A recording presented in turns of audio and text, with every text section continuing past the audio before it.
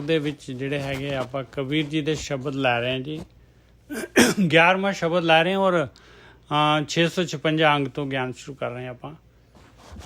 ਗੁਰਖੀ ਸਾਹਿਬ ਇਹ ਜਿਹੜਾ ਸ਼ਬਦ ਹੈਗਾ ਇਹਨੂੰ ਆਪਾਂ ਇਹਦਾ ਪੂਰਾ ਲਵਾਂਗੇ, ਕਿਉਂਕਿ ਇਹ ਪੂਰਾ ਲਵਾਂਗੇ ਤਾਂ ਇਹਦਾ ਰਹੱਸ ਆਏਗਾ।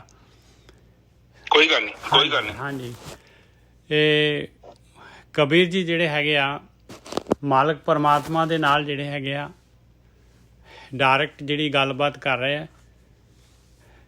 ਕਹਿੰਦੇ ਵੀ ਭਗਤੀ ਤਾਂ ਤੂੰ ਹੁਣ ਮੇਰਾ ਜੀ ਤੇਰੀ ਭਗਤੀ ਕਰਨ ਨੂੰ ਤਾਂ ਕਰ ਰਿਹਾ ਆ, ਪਰ ਹੁਣ ਜਿਹੜਾ ਹੈਗਾ ਇਹ ਢਿੱਡ ਲਾਇਆ ਤੂੰ ਜਿਹੜੀ ਹੈਗੀ ਇਹਦੀ ਜਿਹੜੀ ਆ ਮਿਨੀਮਮ ਜਿਹੜੀ ਹੈ ਘੱਟ ਤੋਂ ਘੱਟ ਜਿਹੜੀ ਹੈਗੀ ਆ ਜ਼ਰੂਰਤਾਂ ਜਿਹੜੀਆਂ ਮੇਰੀਆਂ ਹੈਗੀਆਂ ਇਹ ਵੀ ਮੈਨੂੰ ਜਿਹੜੀਆਂ ਹੈਗੀਆਂ ਚਾਹੀਦੀਆਂ। ਨਹੀਂ ਤਾਂ ਕਿਤੇ ਐਸਾ ਨਾ ਹੋਏ ਕਿ ਮੈਂ ਜਿਹੜਾ ਹੈਗਾ ਇਹਨਾਂ ਦੇ ਵਿੱਚ ਹੀ ਫਸ ਕੇ ਰਹਿ ਜਾ ਅਤੇ ਭਗਤੀ ਵਾਸਤੇ ਮੈਨੂੰ ਜਿਹੜਾ ਹੈਗਾ ਟਾਈਮ ਹੀ ਮੇਰਾ ਘਟੇ ਭਗਤੀ ਨੂੰ। ਕਹਿੰਦੇ ਐਵੇਂ ਦੀ ਗੱਲਾਂ ਨਹੀਂ ਚਾਹੀਦੀਆਂ। ਭੁੱਖੈ ਭਗਤ ਨਾ ਕੀਜੈ ਰਾਗ ਸੋਠ, ਭੁੱਖੈ ਭਗਤ ਨਾ ਕੀਜੈ। ਕਹਿੰਦੇ ਪਹਿਲੀ ਗੱਲ ਮੈਂ ਭੁੱਖਾ ਭਗਤੀ ਨਹੀਂ ਕਰ ਸਕਦਾ। ਢਿੱਡ ਲਾਇਆ ਹੈ ਨਾ, ਢਿੱਡ ਮੰਗਦਾ ਹੈ ਰੋਟੀ। ਇਹ ਮਾਲਾ ਆਪਣੀ ਲੀਜੈ, ਜੇ ਤੂੰ ਚਾਹੁੰਦਾ ਹੈ ਵੀ ਭੁੱਖੇ ਹੀ ਭਗਤੀ ਕਰਾਉਣੀ ਆ ਫਿਰ ਨਹੀਂ ਕਰ ਸਕਦਾ ਭਾਈ, ਮੇਰੇ ਹੱਥ ਖੜੇ ਆ। ਇਹ ਮਾਲਾ ਆਪਣੀ ਲੀਜੇ ਦਾ ਮਤਲਬ ਆ ਬਈ ਭਗਤੀ ਕਰਨੀ ਆ ਤੇ ਭਾਈ ਪੇਟ ਵਾਸਤੇ ਰੋਟੀ ਚਾਹੀਦੀ ਆ। ਭੁੱਖੈ ਭਗਤ ਨਾ ਕੀਜੈ ਇਹ ਮਾਲਾ ਆਪਣੀ ਲੀਜੈ, ਹਉ ਮੰਗੋ ਸੰਤਨ ਰਹਿਣਾ ਮੈਂ ਨਾ ਹੀ ਕਿਸੇ ਕਾ ਦੇਣਾ। ਦੂਜੀ ਗੱਲ ਇਹ ਹੈਗੀ ਆ ਵੀ ਭਗਤੀ ਕਰਨੀ ਆ ਤੇ ਮੈਨੂੰ ਪਤਾ ਤਾਂ ਲੱਗੇ ਵੀ ਭਗਤੀ ਕਿਵੇਂ ਕਰਨੀ ਆ, ਕਿਹਦੀ ਭਗਤੀ, ਤੇਰੀ ਭਗਤੀ ਕਰਨੀ ਆ ਤੇ ਕਿਸ ਤਰ੍ਹਾਂ ਕਰਨੀ ਆ। ਮੈਂ ਕੀ ਕਰਾਂ ਕਿ ਕਿਤੇ ਮੰਦਿਰ ਦੇ ਵਿੱਚ ਜਾਵਾਂ, ਕਿਤੇ ਮਸਜਿਦ 'ਚ ਜਾਵਾਂ, ਗੁਰਦੁਆਰੇ ਜਾਵਾਂ, ਕਿਤੇ ਦਰਿਆ ਦੇ ਕੰਢੇ 'ਤੇ ਬੈਠਾਂ, ਕਿਤੇ ਹਿਮਾਲਯ 'ਤੇ ਚੜ੍ਹਾਂ, ਕਿਤੇ ਬਰਫ਼ 'ਚ ਜਾਵਾਂ। ਮੈਂ ਕੀ ਕਰਾਂ, ਕਿਤੇ ਕੰਦਰਾਂ ਦੇ ਵਿੱਚ ਜਾ ਕੇ ਛੁਪਾਂ। ਮੈਂ ਭਗਤੀ ਕਰਨੀ ਕਿਵੇਂ ਹੈਗੀ ਆ। ਮੈਨੂੰ ਚਾਹੀਦੀ ਹੈ ਜਿਨ੍ਹਾਂ ਨੇ ਭਗਤੀ ਕੀਤੀ ਆ ਉਹਨਾਂ ਦੀ ਰੇਨ, ਮੈਨੂੰ ਗਾਈਡੈਂਸ ਚਾਹੀਦੀ ਆ ਉਹਨਾਂ ਦੀ, ਬਿਲਕੁਲ ਸਟੇਟ ਫਾਰਵਰਡ। ਮੈਨੂੰ ਜਿਹੜਾ ਹੈਗਾ ਕਿਉਂਕਿ ਮਨੁੱਖ ਜੂਨ ਛੋਟੀ ਜੀ ਤਾਂ ਹੈਗੀ, ਉਮਰ ਤਾਂ ਥੋੜ੍ਹੀ ਜਿਹੀ ਦਿੱਤੀ ਆ ਔਰ ਟਾਰਗੇਟ ਇੰਨਾ ਵੱਡਾ ਹੈਗਾ। ਇਸ ਕਰਕੇ ਮੈਨੂੰ ਸੰਤਾਂ ਦੀ ਜਿਹੜੇ ਹੈਗੇ ਤੇਰੇ ਜਿਨ੍ਹਾਂ ਨੇ ਜਿਹੜਾ ਤੈਨੂੰ ਪਾ ਲਿਆ ਆ, ਮੈਨੂੰ ਜਿਹੜਾ ਹੈਗਾ ਉਹਨਾਂ ਦੀ ਚਰਨ ਧੂੜ, ਉਹਨਾਂ ਦੀ ਗਾਈਡੈਂਸ ਚਾਹੀਦੀ ਆ। ਹੋਰ ਮੈਨੂੰ ਜਿਹੜੇ ਦਿੱਖ ਵਾਲੇ ਜਾਂ ਬਾਹਰਲੇ ਜਿਹੜੇ ਹੈਗੇ ਖਾਲੀ ਜਿਹੜੇ ਹੈ ਉੱਪਰਲੇ ਜਿਹੜੇ ਹੈਗੇ ਉਹ ਨਹੀਂ ਚਾਹੀਦੇ ਮੈਨੂੰ। ਜਿਹੜੇ ਹੈਗੇ ਆ ਮੈਨੂੰ ਚਾਹੀਦੇ ਅਸਲੀ ਜਿਹੜੇ ਹੈਗੇ ਜਿਨ੍ਹਾਂ ਨੇ ਤੈਨੂੰ ਪਾ ਲਿਆ, ਜਿਨ੍ਹਾਂ ਦੇ ਕੋਲ ਬ੍ਰਹਮ ਗਿਆਨ ਹੈ। ਮੈਨੂੰ ਉਹ ਬ੍ਰਹਮ ਗਿਆਨ ਚਾਹੀਦਾ ਹੈ। ਮੈਂ ਨਾ ਹੀ ਕਿਸੇ ਕਾ ਦੇਣਾ।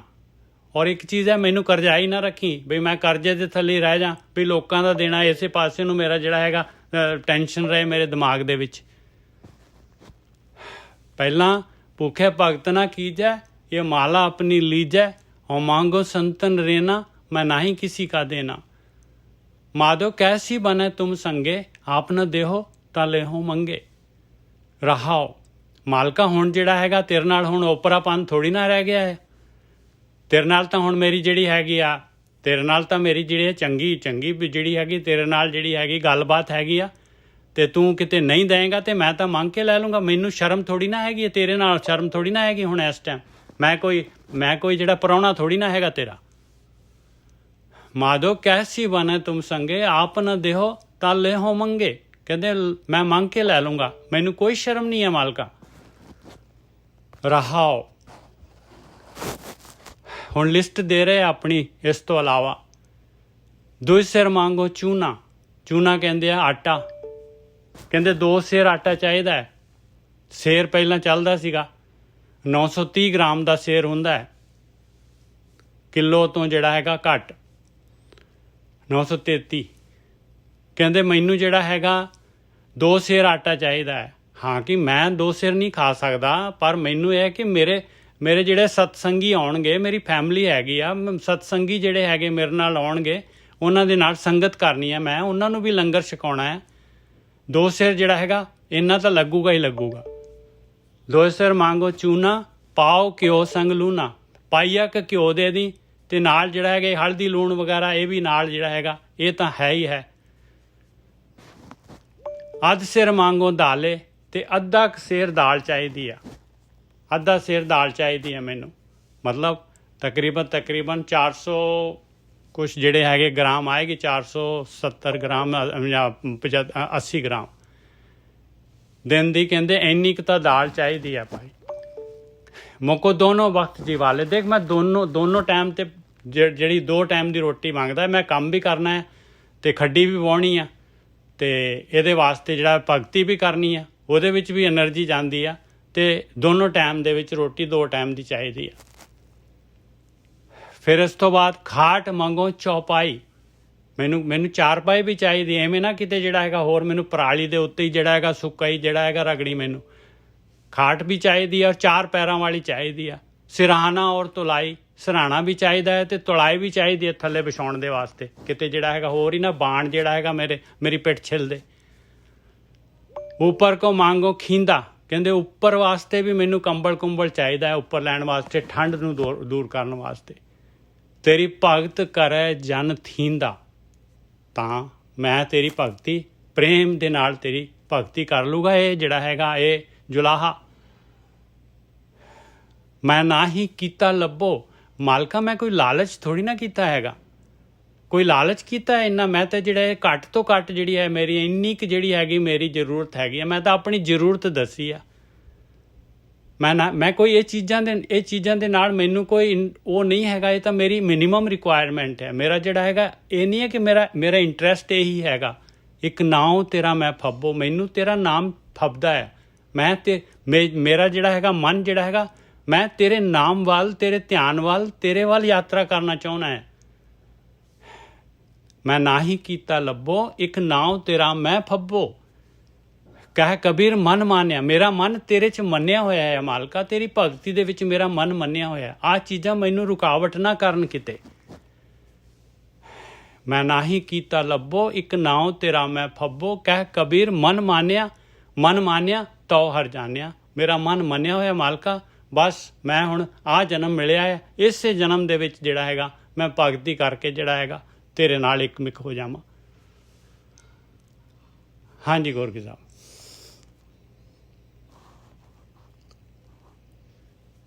ਹਾਂਜੀ ਠੀਕ ਹੈ ਜੀ ਨਿਜੇ ਸਾਹਿਬ, ਆਪ ਪਹਿਲੀ ਤੁਕ ਬੋਲ ਦੋ। ਭूखै भगत ना कीजै, ये माला अपनी लीजै, हम मांगो संतन रेना, मैं ना ही किसी का देना। हाँ जी ਵੀਰ ਜੀ। ਠੀਕ ਹੈ ਜੀ। ਦੇਖੋ ਕਬੀਰ ਜੀ ਗੱਲ ਕਲੀਅਰ ਕਰ ਰਹੇ ਨੇ, ਕਹਿੰਦੇ ਕਿ ਮੈਂ ਭਗਤੀ ਦੇ ਨਾਲ ਮੈਨੂੰ ਜਿਹੜੀਆਂ ਮੇਰੀਆਂ ਜ਼ਰੂਰਤਾਂ ਵਾ ਉਹ ਵੀ ਪੂਰੀਆਂ ਹੋਣੀਆਂ ਚਾਹੀਦੀਆਂ। ਪਤਾ ਕੀ ਹੈ, ਪ੍ਰਕਿਰਤੀ ਜਿਹੜੀ ਹੈ ਨਾ ਉਹ ਕੀ ਕਰਦੀ ਆ ਕਿ ਉਹਦੇ ਅਧੀਨ ਜਿਹੜਾ ਕੰਮ ਚੱਲਣਾ ਵਾ ਉਹ ਉਹਦੇ ਨਾਲ ਹੀ ਚੱਲਣਾ।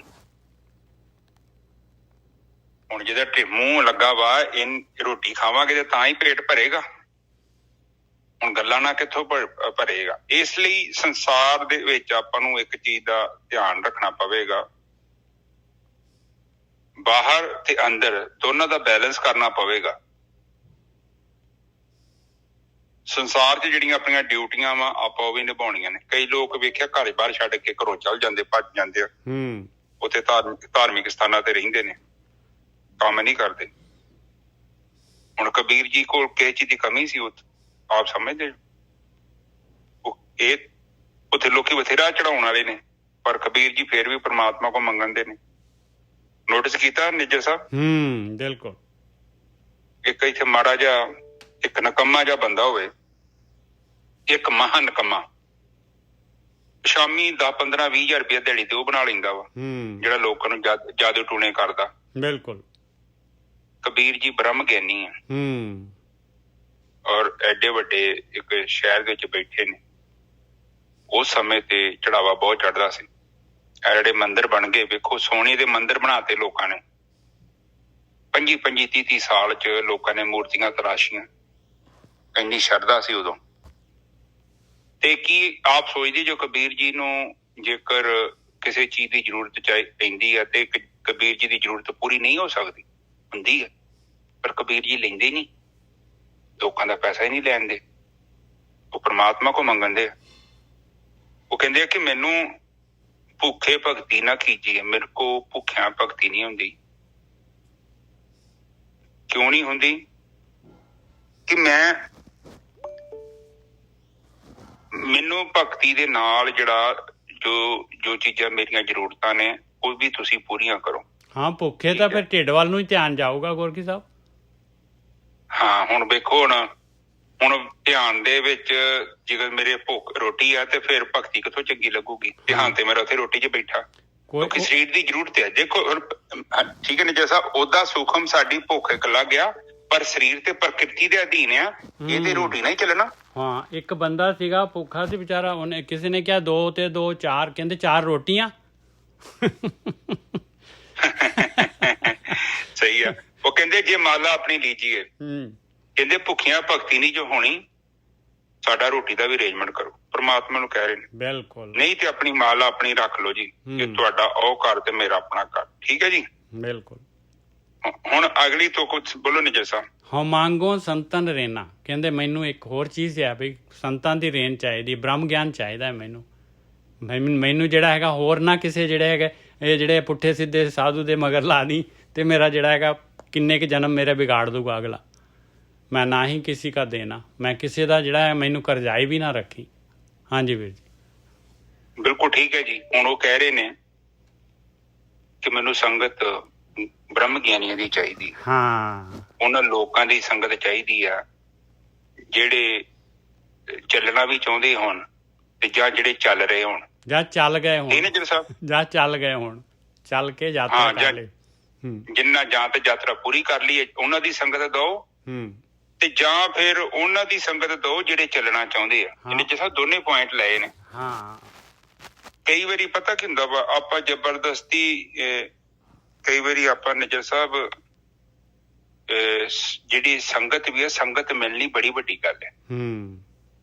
ਚਾਹੇ ਪਹੁੰਚਿਆਂ ਦੀ ਗੱਲ ਹੋਵੇ ਤੇ ਚਾਹੇ ਪਹੁੰਚਣ ਵਾਲਿਆਂ ਦੀ ਗੱਲ ਹੋਵੇ, ਇਹ ਦੋਨੋਂ ਹੀ ਬੜੇ ਇੰਪੋਰਟੈਂਟ ਆ।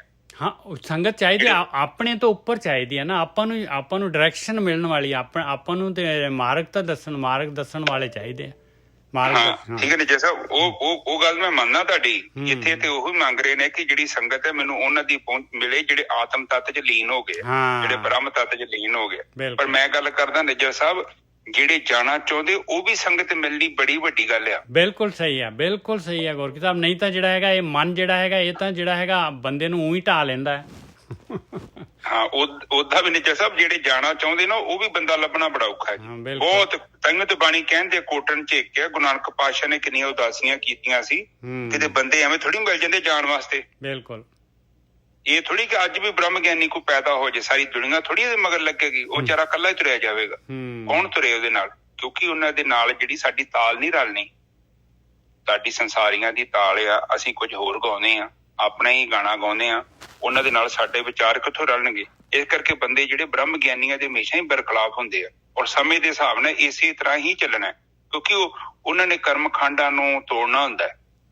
ਜਦੋਂ ਬੰਦਾ ਸੌਂ ਜਾਂਦਾ ਹੈ ਨਾ ਤਾਂ ਫਿਰ ਐਸੇ ਮਨੁੱਖ ਧਰਤੀ ਤੇ ਆਉਂਦੇ ਨੇ ਜਿਹੜੇ ਆਤਮ ਤੱਤ 'ਚ ਲੀਨ ਹੋ ਜਾਂਦੇ ਨੇ, ਫਿਰ ਜਾਣ ਤੋਂ ਪਹਿਲਾਂ ਲੀਕਾਂ ਮਾਰ ਕੇ ਜਾਂਦੇ ਹੋ, ਰਸਤੇ ਬਣਾ ਕੇ ਜਾਂਦੇ, ਸੜਕਾਂ ਬਣਾ ਕੇ ਜਾਂਦੇ ਬੜੀਆਂ ਬੜੀਆਂ ਵੱਡੀਆਂ। ਹਾਂਜੀ ਨਿੱਜਰ ਸਾਹਿਬ ਬਿਲਕੁਲ ਸਹੀ ਗੱਲ ਹੈ, ਬਿਲਕੁਲ ਸਹੀ ਗੱਲ ਹੈ। ਤੇ ਮੁੜ ਕੇ ਹੁਣ ਤੁਸੀਂ ਦੇਖੋ, ਮੈਂ ਜਾਂ ਤੁਸੀਂ ਕਿੰਨੇ ਸੜਕ ਬਣਾਈ ਆਪਾਂ ਨਾ, ਆਪਾਂ ਤੇ ਬੜੀਆਂ ਸੜਕਾਂ ਤੇ ਤੁਰਦੇ ਆ। ਬਿਲਕੁਲ ਸਹੀ ਗੱਲ ਆ। ਗੁਰੂ ਗ੍ਰੰਥ ਸਾਹਿਬ ਜਿਹੜੇ ਹੈਗੇ ਆ ਸੜਕਾਂ ਹੀ ਹੈਗੀਆਂ, ਇੱਥੋਂ ਚੱਲ ਰਹੇ ਆ ਆਪਾਂ। ਹਾਂ ਇਹ ਸੜਕਾਂ ਜਿਨ੍ਹਾਂ ਨੇ ਬਣਾਈਆਂ ਉਹ ਬ੍ਰਹਮ ਗਿਆਨੀਆਂ ਦੀ ਗੱਲ ਕਰਦੇ ਨੇ। ਠੀਕ ਹੈ ਜੀ। ਉਸ ਤੋਂ ਬਾਅਦ ਉਹ ਕਹਿ ਰਹੇ ਨੇ ਜੇ ਮਾਲਾ ਆਪਣੀ ਲੀਜੀਏ ਹਉ ਮੰਗੋ ਸੰਤਨ ਰੇਨਾ, ਮੈਨੂੰ ਉਹਨਾਂ ਦੀ ਸੰਗਤ ਦੋ ਜਿਹੜੇ ਬ੍ਰਹਮ ਗਿਆਨੀ ਜਿਹੜੇ ਆਤਮ ਤੱਤ 'ਚ ਲੀਨ ਹੋ ਗਏ ਨੇ ਤੇ ਉੱਥੇ ਬਹਿ ਕੇ ਪ੍ਰਵਚਨ ਕਰਦੇ ਨੇ, ਉੱਥੋਂ ਜਾ ਕੇ ਦੱਸਦੇ ਨੇ ਕਿ ਐਨੂੰ ਜਾਣਾ ਐਨੂੰ ਜਾਣਾ। ਰਣਜੀਤ ਜੀ ਮਾਈਕ ਬੰਦ ਕਰੋ। ਤੇ ਮੈਂ ਨਾ ਹੀ ਕਿਸੇ ਕਾ ਦੇਣਾ ਔਰ ਮੇਰੇ ਪਿਤਾ ਮੈਨੂੰ ਕਿਸੇ ਦਾ ਕਰਜ਼ਾਈ ਵੀ ਨਾ ਬਣਾਵੇ। ਮੈਂ ਨਹੀਂ ਚਾਹੁੰਦਾ ਕਿ ਮੈਂ ਕਿਸੇ ਦਾ ਕਰਜ਼ਾ ਆਪਣੇ ਕੋਲ ਰੱਖਾਂ। ਦੇਖੋ ਨਿੱਜਰ ਸਾਹਿਬ ਕਿੱਦਾਂ ਦੀ ਗੱਲ ਕਰ ਰਹੇ ਨੇ। ਤੇ ਅੱਜ ਕੱਲ ਲੋਕੀ ਪੈਸਾ ਚੁੱਕੀ ਜਾਂਦੇ ਦੂਜਿਆਂ ਦਾ, ਵੇਂਦੇ ਹੀ ਨਹੀਂ। ਦੇਖ ਲਓ ਕਬੀਰ ਜੀ ਕਹਿੰਦੇ ਆ ਕਿ ਮੈਨੂੰ ਮੇਰੇ ਪਿਤਾ ਕੱਲ ਨੂੰ ਮੇਰਾ ਲੇਖਾ ਹੋਵੇ ਤੇ ਕਿਤੇ ਫਾਈਲ ਨਾ ਖੋਲ ਕੇ ਬਹਿ ਜੀ। ਹਾਂ ਫਿਰ ਅਗਲਾ ਜਨਮ ਫਿਰ ਤਿਆਰ। ਪਰ ਲੋਕੀ ਕੌਣ ਵੇਂਦੇ ਪਏ ਇੱਥੇ, ਉਹ ਸੋਚਦੇ ਆ ਕਿ ਚੱਕੀ ਜਾਓ। ਮੈਂ ਤੇ ਕਹਿੰਦਾ ਇਹਦੇ ਨਾਲ ਚੰਗਾ ਭੁੱਖੇ ਰਹਿ ਜਾਓ। ਬਿਲਕੁਲ ਬਿਲਕੁਲ ਨਾ ਲਓ ਕਿਸੇ ਦਾ, ਕਿਉਂਕਿ ਜਿਹੜਾ ਜਿਹਦੇ ਨਾਲ ਠੱਗੀ ਤੁਸੀਂ ਮਾਰ ਲਈ ਆ ਉਹਦਾ ਥੋੜੀ ਨੁਕਸਾਨ ਤੁਹਾਡਾ ਵਾ। ਬਸ ਭਰਨਾ ਤਾਂ ਆਪਾਂ ਨੇ ਹੈਗਾ। ਕਿਉਂਕਿ ਜਿਹੜੀ ਕਿਸ਼ਤੀ 'ਚ ਤੁਸੀਂ ਪੱਥਰ ਪਾ ਲਏ ਜੋ ਡੁੱਬ ਜਾਣੀ ਆ। ਜਿੰਨੇ ਜ਼ਿਆਦਾ ਪੱਥਰ ਤੇ ਓਨੀ ਗਹਿਰੀ ਕਿਸ਼ਤੀ ਜਾਣੀ ਜੋ ਧਰਤੀ ਵੱਲ। ਹਾਂਜੀ ਨਿੱਜਰ ਸਾਹਿਬ ਫਿਰ ਅਗਲੀ ਕਹਿੰਦੇ ਆ ਮਾਧੋ ਹਾਂਜੀ। ਕੈਸੀ ਬਨੇ ਤੁਮ ਸੰਗੇ ਆਪ ਨਾ ਦੇਹੋ ਤਾਂ ਲੈਵੋ ਮੰਗੇ। ਕਹਿੰਦੇ ਨਹੀਂ ਦਵਾਂਗਾ ਤੇ ਫਿਰ ਹੁਣ ਤੇਰੇ ਨਾਲ ਜਿਹੜੀ ਹੈਗੀ ਮੇਰਾ ਉਪਰਾਪਨ ਤਾਂ ਹੈ ਨਹੀਂਗਾ। ਮੈਂ ਕੋਈ ਜਿਹੜਾ ਹੈਗਾ ਬਈ ਮੈਂ ਸੰਗ ਦੇ ਤੇਰੇ ਤੋਂ ਮੰਗੂਗਾ ਨਹੀਂ। ਕਹਿੰਦੇ ਮੈਂ ਤਾਂ ਡਾਇਰੈਕਟ ਮੰਗੂਗਾ ਤੇਰੇ ਕੋਲੋਂ, ਨਹੀਂ ਦੇਗਾ ਤੇ। ਹਾਂਜੀ ਵੀਰ ਜੀ। ਹਾਂਜੀ, ਫਿਰ ਕਹਿ ਰਹੇ ਨੇ ਕਿ ਮੈਂ ਕੋਈ ਸੰਗ ਸੁੰਗ ਨਹੀਂ ਕਰਨੀ, ਮੈਂ ਡਾਇਰੈਕਟ ਤੁਹਾਡੇ ਤੋਂ ਹੀ ਮੰਗਣੀ ਆ। ਸੰਗਤ ਚਾਹੀਦੀ ਹੈ ਮੈਨੂੰ ਬ੍ਰਹਮ ਗਿਆਨੀਆਂ ਦੀ, ਔਰ ਮੰਗਣ ਕਿਤੋਂ ਦੇ? ਪਰਮਾਤਮਾ ਤੋਂ। ਆਪਾਂ ਜਸਟ ਸੋਚੋ, ਕਿਉਂਕਿ ਪਰਮਾਤਮਾ ਕੋਲੋਂ ਹੀ ਮੰਗਣੀ ਪਊਗੀ ਸੰਗਤ। ਉਹਦਾ ਸੰਗਤ ਕਿੱਥੋਂ ਲੱਭੂਗੀ? ਤੁਹਾਨੂੰ ਪਤਾ ਲੱਗੂਗਾ ਬਿਲਕੁਲ ਸਹੀ ਕੌਣ ਕਿੱਥੇ ਬੈਠਾ ਹੈ। ਔਰ ਵੈਸੇ ਵੀ ਬੰਦਾ ਥੋੜੇ ਜੇ ਆਪਣੇ ਜਿਹੜੇ ਕਰਮ ਸੁਧਾਰ ਲਏ, ਔਰ ਜੇਕਰ ਉਹ ਬੰਦਗੀ ਕਰਨਾ ਚਾਹੁੰਦਾ ਹੈ ਤੇ ਤੁਹਾਡੀ ਆਤਮਾ ਨੇ ਤੁਹਾਨੂੰ ਆਪਣੇ ਆਪ ਹੀ ਸੰਗਤ 'ਚ ਲੈ ਜਾਣਾ। ਬਾਕੀ ਜਿਹੜੀ ਸੰਗਤ ਬਾਹਰੋਂ ਦਿਖਾਈ ਦਿੰਦੀ ਹੈ, ਸੰਗਤ ਨਹੀਂ ਜੇ ਹੈਗੀ। ਹਾਂਜੀ ਨਜਰ ਸਾਹਿਬ, ਅਗਲੀ ਤੁਕ ਬੋਲੋ। ਰਹਾਓ ਹੁਣ ਜਿਹੜੀਆਂ ਚੀਜ਼ਾਂ ਮੰਗ ਰਹੇ ਖਾਣ ਪੀਣ ਦੀਆਂ, ਕਹਿੰਦੇ ਦੁਇਸਰ ਮੰਗੋ ਚੂਨਾ। ਕਹਿੰਦੇ 2 ਸੇਰ ਜਿਹੜਾ ਹੈਗਾ ਮੈਨੂੰ ਆਟਾ ਦੇ ਦੇ ਭਾਈ। ਪਾਓ ਘਿਓ ਸੰਗ ਲੂਣਾ। ਪਾਈਆ ਘਿਓ ਦੇ ਨਾਲ ਜਿਹੜਾ ਹੈਗਾ ਇਹ ਲੂਣ ਮਿਰਚ ਜੇ ਇਹ ਵੀ ਨਾਲ ਦੇ ਦੀ। ਅੱਧ ਸਿਰ ਮੰਗੋ ਦਾਲੇ। ਅੱਧਾ ਸਿਰ ਦਾਲ ਦੇ ਦੀ। ਮੁਕੋ ਦੋਨੋਂ ਵਕਤ ਜਿਵਾਲੇ। ਬਸ ਆਹ 2 ਟਾਈਮ ਦੀ ਰੋਟੀ ਦੇ ਜਾਈ ਬਸ। ਹਾਂਜੀ ਵੀਰ ਜੀ। ਹਾਂਜੀ, ਹੁਣ ਇੱਥੇ ਆਪਾਂ ਨੂੰ ਇਹ ਸਮਝਾ ਰਹੇ ਨੇ ਉਹ ਕਿ ਮੇਰੇ ਪਿਤਾ ਮੈਨੂੰ ਜ਼ਿਆਦਾ ਰਿਜ਼ਕ ਦੀ ਲੋੜ ਨਹੀਂ ਹੈ, ਕਿਉਂਕਿ ਦੇਖੋ ਗੁਰੂ ਨਾਨਕ ਪਾਤਸ਼ਾਹ ਜੀ ਉੱਥੇ ਕਹਿ ਰਹੇ ਨੇ ਕਿ ਹਮ ਆਦਮੀ ਹਾਂ ਇੱਕਦਮ ਹੀ। ਮੈਨੂੰ ਜ਼ਿਆਦਾ ਨਹੀਂ ਪਤਾ, ਪਰ ਮੈਂ ਇੱਕਦਮ ਦੇ ਵਿੱਚ ਕੀ ਆ ਕਰਨਾ ਮੈਨੂੰ ਪਤਾ ਹੈ। ਹੁਣ ਇਹ ਵੀ ਦੇਖੋ, ਉਹ ਇਹ ਨਹੀਂ ਕਹਿ ਰਹੇ ਕਿ ਮੇਰਾ 40-50 ਸਾਲ ਦਾ ਰਾਸ਼ਨ ਇੱਕੋ ਹੀ ਪਾ ਦੋ। ਉਹ ਕਹਿ ਰਹੇ ਨੇ ਕਿ ਮੇਰਾ ਥੋੜਾ ਜਿਹਾ ਜਿਹੜਾ ਮੇਰਾ ਗੁਜ਼ਾਰਾ ਹੋ ਜਾਏ। ਵੇਖੋ ਕਿੰਨਾ ਥੋੜੀ ਅਮਾਊਂਟ ਮੰਗ ਰਹੇ ਨੇ ਨਜਰ ਸਾਹਿਬ। ਬਿਲਕੁਲ ਥੋੜੀ ਮੰਗ ਰਹੇ। ਥੋੜਾ ਜਿਹਾ ਆਟਾ ਮੰਗ ਰਹੇ ਨੇ, ਫਿਰ ਘਿਓ ਮੰਗ ਰਹੇ ਨੇ, ਫਿਰ ਲੂਣ ਮੰਗ ਰਹੇ ਨੇ, ਮਸਾਲਾ, ਹਲਦੀ, ਫਿਰ ਅੱਧਾ ਸੇਰ ਮੰਗੋ ਦਾਲੇ। ਬਹੁਤ ਅੱਧਾ ਸੇਰ ਦਾ ਮਤਲਬ ਕਿੰਨਾ ਕੁ ਹੁੰਦਾ? ਅੱਧਾ ਸੇਰ ਹੁੰਦਾ ਮਤਲਬ ਤਕਰੀਬਨ 470 ਗ੍ਰਾਮ। ਅੱਧਾ ਕਿਲੋ ਵੀ ਨਹੀਂ। ਹਾਂ, ਬਹੁਤ ਥੋੜੀ, ਅੱਧਾ ਕਿਲੋ ਅਬਾਊਟ। ਕਹਿੰਦੇ ਮੁੱਕੋ ਦੋਨੋਂ ਵਕਤ ਜਵਾਲੇ, ਕਿ ਮੈਨੂੰ ਇੰਨਾ ਕੁ ਰਿਜ਼ਕ ਦੇ ਦੇ ਮੇਰੇ ਪਿਤਾ, ਮੈਨੂੰ ਜ਼ਿਆਦਾ ਲਾਲਚ ਨਹੀਂ ਆ। 2 ਵਕਤ ਦੀ ਰੋਟੀ ਮੈਨੂੰ, ਸਵੇਰੇ ਤੇ ਸ਼ਾਮ ਦੀ। ਇਹ ਵੇਖੋ 3 ਟਾਈਮ ਰੋਟੀ ਨਹੀਂ ਖਾ ਰਹੇ ਹੋ। ਆਪ ਨੋਟਿਸ ਕੀਤੀ? ਨੋਟਿਸ ਕੀਤਾ ਪੁਆਇੰਟ ਹੈ। ਮੁੱਕੋ ਦੋਨੋਂ ਵਕਤ ਜਵਾਲੇ, ਕਿ ਰਾਤ ਦੇ ਦਿਨ ਦਾ ਮੇਰਾ ਜਿੰਦਾ ਰਹਿਣ ਦਾ ਅਰੇਂਜਮੈਂਟ ਹੋ ਜਾਏ। ਸਵੇਰੇ ਵੀ ਖਾ ਲਾਂ ਤੇ ਰਾਤੀ ਵੀ ਖਾ ਲਾਂ, ਬਸ ਜ਼ਿਆਦਾ ਲਾਲਚ ਨਹੀਂ। ਠੀਕ ਹੈ, ਇੱਥੇ ਕੋਈ ਬਰਫੀਆਂ ਨਹੀਂ ਮੰਗਣੀਆਂ। ਉਹ ਕਹਿੰਦੇ ਰੋਟੀ ਪਾਣੀ ਚੱਲਦਾ ਰਹੇ, ਇੰਨਾ ਹੀ ਬੜਾ। ਹਾਂਜੀ, ਅੱਗੇ ਬੋਲੋ ਨਿਜਰ ਸਾਹਿਬ। ਕੱਲ ਨਾ ਤੇਜਿੰਦਰ ਆਇਆ ਸੀਗਾ ਮੈਨੂੰ ਲੈਣ ਵਾਸਤੇ, ਤੇ ਗੱਲਬਾਤ ਚੱਲ ਰਹੀ ਸੀ, ਤੇ ਕਹਿੰਦਾ, ਮੈਂ ਕਿਹਾ ਵੀ ਰੂਟੀਨ ਤੇ ਕੀ ਹੈਗਾ, ਤੇ ਕਹਿੰਦਾ ਕਿ ਸਵੇਰੇ ਨਾਸ਼ਤਾ ਹੋ ਜਾਂਦਾ, ਇਸ ਤੋਂ ਬਾਅਦ ਦੁਪਹਿਰੇ 1 ਰੋਟੀ, ਤੇ ਸ਼ਾਮ ਨੂੰ ਤੇ ਕਹਿੰਦਾ 2 ਰੋਟੀਆਂ, ਫਿਰ ਸ਼ਾਮ ਨੂੰ ਖਾ ਲੈਣਾ 3 ਟਾਈਮ। ਹੁਣ ਇਹ ਕਬੀਰ ਜੀ ਦਾ 2 ਟਾਈਮ ਮੰਗ ਰਹੇ ਆ। ਸਹੀ ਹੈ ਦੇਖ ਲਓ। ਹਾਂ, 2 ਵਕਤ ਦੀ ਰੋਟੀ ਮੰਗ ਰਹੇ ਹੋ, ਕਿੰਨੀ ਵੱਡੀ। ਹੋਰ ਕਹਿੰਦੇ ਦੋਨੋਂ ਵਕਤ ਮੈਂ ਜਿੰਦਾ ਰਵਾਂ, ਸਵੇਰੇ ਖਾਵਾਂ ਤੇ ਸਾਰਾ ਦਿਨ ਸਵੇਰ ਲੰਘ ਜੇ, ਤੇ ਰਾਤ ਲਈ ਖਾਣਾ ਤੇ ਸਾਰੀ ਰਾਤ ਲੰਘ ਜੇ ਮੇਰੀ। 2 ਵਕਤ। ਹਾਂਜੀ ਜੀ ਸਾਹਿਬ, ਅਗਲੀ ਤੋਂ ਸਾਰਾ ਦਿਨ ਹੀ ਖਾਂਦੇ ਰਹੇ ਨੇ, ਕੋਈ ਨਾ ਕੋ ਬੱਕਰੀ ਉਧਰੋਂ ਮੂੰਹ ਲੈ ਕੇ ਉਹ ਮਾਰ ਲਿਆ।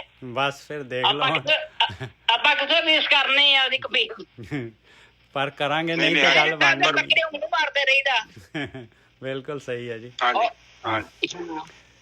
ਹਾਂਜੀ ਨਿਜਰ ਸਾਹਿਬ, ਅੱਗੇ ਬੋਲੋ। ਖਾਟ ਮੰਗੋ ਚੌਪਾਈ। ਕਹਿੰਦੇ ਹੁਣ ਦੇਖੋ ਫਿਰ ਆਰਾਮ ਵੀ ਕਰਨਾ ਹੈ, ਫਿਰ ਸਵੇਰੇ ਤਰੋ ਤਾਜ਼ਾ ਹੋ ਕੇ ਜਿਹੜਾ ਸਵੇਰੇ ਜਿਹੜਾ ਹੈਗਾ ਨਾਮ ਦਾ ਝੁੱਟ ਲਾਉਣਾ ਹੈ। ਕਹਿੰਦੇ ਫਿਰ ਮੈਨੂੰ ਚੰਗੀ 4 ਪਾਏ ਵਾਲੀ ਜਿਹੜੀ ਹੈ ਖਾਟ ਦੇ ਦੀ, ਤੇ ਸਿਰਹਾਣਾ ਔਰ ਤੁਲਾਈ। ਸਿਰਹਾਣਾ ਵੀ ਦੇ ਦੀ ਭਾਈ, ਤੇ ਨਾਲੇ ਥੱਲੇ ਵਿਛਾਉਣ ਵਾਸਤੇ ਤੁਲਾਈ ਦੇ ਦੀ। ਉੱਪਰ ਕੋ ਮੰਗੋ ਖੀਂਦਾ। ਕਹਿੰਦੇ ਉੱਪਰ ਵਾਸਤੇ ਮੈਨੂੰ ਜਿਹੜਾ ਖੇਸ ਖੂਸ ਜਿਹੜਾ ਹੈਗਾ ਜੇ ਜੀ ਰੋਤਿਆ ਉਹ ਜਿਹਾ ਉੱਪਰ ਜਿਹੜਾ ਕੰਬਲ ਦੇ ਦੀ, ਰਜਾਈ ਦੇ ਦੀ। ਬਸ ਉੱਪਰ ਦੇ ਵਾਸਤੇ ਆ ਚਾਹੀਦਾ ਮੈਨੂੰ। ਤੇਰੀ ਭਗਤ ਕਰੇ ਤਨ ਜਨ ਥੀਂਦਾ। ਇਹ ਮੈਂ ਕਿਉਂ ਮੰਗ ਰਿਹਾ? ਕਿਉਂਕਿ ਮੇਰਾ ਮੇਨ ਇੰਟਰਸਟ ਜਿਹੜਾ ਹੈਗਾ ਤੇਰੀ ਭਗਤੀ ਕਰਨ ਦਾ ਆ। ਇਹ ਥਿੰਦੇ ਦਾ ਇਹ ਜਿਹੜਾ ਹੈਗਾ ਜਿਹੜੇ ਹੈਗੇ ਜੁਲਾਹੇ ਦਾ ਮੇਨ ਮੇਰਾ ਜਿਹੜਾ ਹੈਗਾ ਮਕਸਦ ਜਿਹੜਾ ਹੈਗਾ ਉਹ ਤੇਰੀ ਭਗਤੀ ਦਾ ਹੈਗਾ। ਹਾਂਜੀ ਵੀਰ ਜੀ। ਹਾਂਜੀ, ਦੇਖੋ ਜੀ, ਉਹ ਮੈਲ ਨਹੀਂ ਮੰਗ ਰਹੇ, ਕੋਈ ਮਾੜੀਆਂ ਨਹੀਂ ਮੰਗ ਰਹੇ। ਸਾਡੇ ਵਾਂਗੂ ਮੰਗਣ ਗਏ ਤੇ ਲਿਸਟ ਪਤਾ ਨਹੀਂ ਕਿੰਨੀ ਕੁ ਲੰਮੀ, ਬੰਦਾ ਮੱਥਾ ਰੱਖ ਕੇ ਬਹਿ ਜਾਂਦਾ ਗੁਰਦੁਆਰੇ, ਪਤਾ ਨਹੀਂ ਕੀ ਮੰਗੀ ਜਾਂਦਾ। ਹੁਣ 5-7 ਮਿੰਟ ਤੇ ਲਿਸਟ ਨੂੰ ਖਤਮ ਹੋਣ ਲੱਗ ਜਾਂਦੇ। ਫਿਰ ਉਹ ਕਹਿ ਰਹੇ ਨੇ ਖਾਟ ਮੰਗੋ। ਕਹਿੰਦੇ ਬੜੀ ਹਲਕੀ ਜਿਹੀ ਚੀਜ਼ ਚਾਹੀਦੀ ਮੈਨੂੰ ਨਾ, ਇੱਕ ਚਪਾਈ ਚਾਹੀਦੀ ਹੈ, ਮੰਜਾ ਚਾਹੀਦਾ। ਕਹਿੰਦੇ ਸਿਰਹਾਣਾ ਔਰ ਤਲਾਈ, ਮੈਨੂੰ ਤਲਾਈ ਵੀ ਦੇ ਦਿਓ, ਇੱਕ ਸਿਰਹਾਣਾ ਵੀ ਚਾਹੀਦਾ। ਉੱਪਰ ਕੋ ਮੰਗੋ ਥੀਂਦਾ, ਉੱਤੇ ਲੈਣੀ ਥੀਂਦਾ, ਰਜਾਈ ਹਾਂਜੀ ਜਾਂ ਕੰਬਲ ਕਹਿ ਲਓ ਜਾਂ ਖੇਸ ਕਹਿ ਲਓ, ਉਹ ਵੀ ਚਾਹੀਦਾ। ਤੇ ਫਿਰ ਉਹ ਕਹਿੰਦੇ ਮੈਂ ਨਾ ਹੀ ਕੀਤਾ। ਨਹੀਂ ਤੇਰੀ ਭਗਤ ਕਰੇ ਜਨ ਥੀਂਦਾ, ਥੀਂਦਾ ਕਹਿੰਦੇ ਆ ਜਿਹੜਾ ਹੈਗਾ ਹੈ ਜੁਲਾਹਾ, ਕਿ ਤਾਂ ਕਿਉਂਕਿ ਮੈਨੂੰ ਇਹ ਚੀਜ਼ਾਂ ਤਾਂ ਚਾਹੀਦੀਆਂ ਤਾਂ ਕਿ ਮੈਂ ਤੇਰੀ ਭਗਤੀ ਕਰ ਸਕਾਂ, ਨਿਰਵਿਘਨ ਤੇਰੀ ਭਗਤੀ ਕਰ ਸਕਾਂ। ਹਾਂਜੀ ਵੀਰ ਜੀ। ਹਾਂ, ਫਿਰ ਕਹਿ ਰਹੇ ਨੇ ਕਿ ਮੈਂ ਪਿਤਾ ਇਹ ਜ਼ਰੂਰਤਾਂ ਜਦੋਂ ਮੇਰੀਆਂ ਪੂਰੀਆਂ ਹੁੰਦੀਆਂ ਨੇ, ਕਹਿਣ ਤੋਂ ਭਾਵ ਕਿ ਉਹ ਇੱਥੇ ਉਹ ਸਮਾਨ ਨਹੀਂ ਮੰਗ ਰਹੇ, ਉਹ ਮੰਗ ਰਹੇ ਨੇ ਕਿ ਮੇਰੇ ਪਿਤਾ ਜਿਹੜਾ ਬੇਸਿਕ ਸਮਾਨ ਮੈਨੂੰ ਮਿਲ ਰਿਹਾ ਨਾ, ਇਹੋ ਮਿਲਦਾ ਰਵੇ, ਜ਼ਿਆਦਾ ਲਾਲਚ ਨਹੀਂ ਮੈਨੂੰ, ਜੋ ਉਹਨਾਂ ਕੋਲ ਹੈਗਾ ਹੈ। 24 ਇਹ ਘੰਟੇ ਨਹੀਂ ਕਿ ਉਹਨਾਂ ਕੋਲ ਰਜਾਈ, ਹਾਂ ਇਹ ਨਹੀਂ ਕਿ ਉਹਨਾਂ ਕੋਲ ਰਜਾਈ ਨਹੀਂ ਹੈਗੀ, ਬਿਲਕੁਲ ਉਹਨਾਂ ਕੋਲ ਰਜਾਈ ਵੀ ਹੈਗੀ ਆ, ਖੁਦ ਤੇ ਹੈਗੇ ਨੇ ਜੁਲਾਹੇ, ਉਹ ਖੁਦ ਤੇ ਬਣਾਉਂਦੇ ਨੇ ਸਾਰਾ ਕੁਝ। ਉਹ ਕਹਿੰਦੇ ਕਿ ਮੇਰੇ ਪਿਤਾ ਹੈ ਜਿਹੜਾ ਮੇਰੀ ਬਿਲਕੁਲ ਹੀ ਛੋਟੀ ਜਿਹੀ ਲੋੜ ਹੈਗੀ ਆ, ਇਹ ਮੇਰੀ ਲੋੜ ਪੂਰੀ ਹੁੰਦੀ ਰਵੇ ਤਾਂ ਜੋ ਮੈਂ ਨਿਰਵਿਘਨ ਭਗਤੀ ਕਰਦਾ ਰਵਾਂ। ਠੀਕ ਨੇ ਜੀ ਸਾਹਿਬ? ਬਿਲਕੁਲ। ਔਰ ਆਪਾਂ ਨੂੰ ਸੇਧ ਦੇ ਰਹੇ ਆ ਭਾਈ, ਆਪਾਂ ਨੂੰ, ਆਪਾਂ ਜਿਹੜੇ ਹੈਗੇ ਕਹਿੰਦੇ ਆ ਕਿ ਉਹ एक पल का भी ਜਿਹੜਾ ਹੈਗਾ वो नहीं हैगा, ਕਹਿੰਦੇ कि सामान जो है 100 साल का कर लिया और ਜਿਹੜਾ ਹੈਗਾ ਇੱਕ ਪਲ ਦਾ ਇਨਸਾਨ ਨੂੰ ਜਿਹੜੀ ਫੁਰਸਤ ਉਹ ਹੀ ਨਹੀਂ ਹੈਗਾ, ਵੀ ਪਲ ਦਾ ਭਰੋਸਾ ਨਹੀਂ ਹੈ। ਔਰ ਉਸ ਤੋਂ ਬਾਅਦ ਸਭ ਤੋਂ ਵੱਡੀ ਗੱਲ ਕਹਿ ਰਹੇ ਕਿ ਸੰਗਤ ਮੈਨੂੰ ਲਗਾਤਾਰ ਚਾਹੀਦੀ। ਸੰਗਤ ਬਹੁਤ ਇੰਪੋਰਟੈਂਟ। ਜਿਹੜਾ ਬੰਦਾ ਸੰਗਤ ਚੋਂ ਨਿਕਲ ਗਿਆ ਨਾ ਤਾਂ ਉਹੀ ਸਾਈਡ ਤੇ ਹੋ ਜਾਣਾ। ਆਪ ਜਸਟ ਸੋਚੋ, ਸੰਗਤ ਦੇ ਵਿੱਚ ਹੀ ਤੁਸੀਂ ਬਚੇ ਜੋ, ਤੁਸੀਂ 2 ਮਹੀਨੇ ਸਾਈਡ ਤੇ ਹੋ ਗਏ, ਨਾਲ ਹੀ ਮਾਇਆ ਦਾ ਪ੍ਰਤਾਪ ਬਿਲਕੁਲ ਵਾਪਸ ਹੋ ਜਾਂਦਾ ਇਨਸਾਨ, ਵਾਪਸ ਉੱਥੇ ਤੁਸੀਂ ਉੱਥੇ ਚੱਲ ਜਾਓਗੇ, ਉੱਥੇ ਨਹੀਂ ਤੁਸੀਂ ਹੋਰ ਪਿੱਛੇ ਚੱਲ ਜਾਓਗੇ। ਇਹ ਪ੍ਰਤਾਪ ਹੈ, ਪ੍ਰਤੱਖ ਤੁਸੀਂ ਕਰਕੇ ਜ਼ਿੰਦਗੀ 'ਚ ਕੋਈ ਵੀ ਸਾਧਕ ਹੈਗਾ ਜਿਹੜੇ ਮਨ 'ਚ ਥੋੜੀ ਜਿਹੀ ਆ ਗਈ ਨਾ, ਮੈਂ 2-4 ਮਹੀਨੇ ਆ ਜਾਊਂਗਾ ਵਾਪਸ, ਤੁਸੀਂ ਜਾ ਕੇ ਵੇਖੋ ਤੁਸੀਂ ਵਾਪਸ ਨਹੀਂ ਆਓਗੇ। ਇਹ ਤੁਸੀਂ ਦੂਰ ਚੱਲ ਜਾਣਾ। ਜਿੱਦਾਂ ਸਪੇਸ ਨਹੀਂ, ਸਪੇਸ ਦੇ ਵਿੱਚ ਕੋਈ ਬੰਦਾ ਜਦੋਂ ਉਸ ਸਪੇਸਸ਼ਿਪ 'ਚੋਂ ਬਾਹਰ ਨਿਕਲ ਜਾਂਦਾ ਫਿਰ ਵਾਪਸ ਆਉਣਾ ਬਹੁਤ ਔਖਾ ਉਹਦੇ ਲਈ। ਫਿਰ ਉਹਨੂੰ ਹੋਰ ਚੀਜ਼ਾਂ ਨੇ ਖਿੱਚ ਲੈਣਾ। ਫਿਰ ਉਹ ਇਸ ਕਰਕੇ ਇਹ ਚੀਜ਼ ਦਾ ਧਿਆਨ ਰੱਖਿਓ। ਕਬੀਰ ਜੀ ਵੀ ਸੰਗਤ ਮੰਗ ਰਹੇ ਨੇ ਕਿ ਮੇਰੇ ਪਿਤਾ ਮੈਂ ਗੁਰਮੁਖਾਂ ਦੀ ਸੰਗਤ ਦੇ ਵਿੱਚ ਰਵਾਂ, ਉਹਨਾਂ ਦੀ ਸੰਗਤ ਕਰਦਾ ਰਵਾਂ ਤਾਂ ਜੋ ਇਹ ਮਾਇਆ ਮੈਨੂੰ ਲਪੇਟ ਨਾ ਲਵੇ। ਆਪ ਜਸਟ ਸੋਚੋ, ਕਬੀਰ ਜੀ ਕਹਿ ਰਹੇ ਨੇ, ਉਹ ਬ੍ਰਹਮ ਗਿਆਨੀ, ਕਿ ਇਹ ਨਹੀਂ ਆ ਕਿ ਨਿੱਜਰ ਸਾਹਿਬ ਕਿ ਮੈਂ ਕੱਲ ਨੂੰ ਇਹ ਮਤਲਬ ਹਉਮੈ ਵਾਲੀ ਗੱਲ ਨਹੀਂ ਕਰ ਰਹੇ ਕਿ ਮੈਂ ਸੰਗਤ 'ਚ ਹੀ ਰਹਿਣਾ ਚਾਹੁੰਦਾ। ਉਹਨਾਂ ਦੀ ਸੰਗਤ ਜਿਹੜੇ ਉਸ ਮਾਰਗ ਵੱਲ ਚੱਲ ਰਹੇ ਨੇ, ਕੋਈ ਅੱਗੇ ਹੈ ਜਾਂ ਪਿੱਛੇ ਹੈ। ਠੀਕ ਹੈ ਨਿੱਜਰ ਸਾਹਿਬ, ਅਗਲੀ ਤੁਕ ਬੋਲੋ। ਹਾਂ, ਮੈਂ ਨਾ ਹੀ ਕੀਤਾ ਲੱਭੋ ਮਾਲਕਾ, ਮੈਂ ਕੋਈ ਲਾਲਚ ਥੋੜੀ ਨਾ ਕੀਤਾ ਹੈ, ਮੈਂ ਕੋਈ ਲਾਲਚ ਨਹੀਂ ਕੀਤਾ। 24 ਘੰਟੇ ਦੇ ਵਿੱਚ ਇੰਨਾ ਕੁ ਮੈਨੂੰ ਚਾਹੀਦਾ। ਦਿਨ ਮੇਰਾ ਇਸ ਤਰ੍ਹਾਂ ਦਿਨ ਜਿਹੜਾ ਹਰ ਇੱਕ ਦਿਨ ਮੈਨੂੰ ਇਹ ਮੈਂ ਇੱਕ ਦਿਨ ਦੀ ਖੁਰਾਕ ਮੰਗੀ ਹੈ ਤੇਰੇ ਕੋਲੋਂ।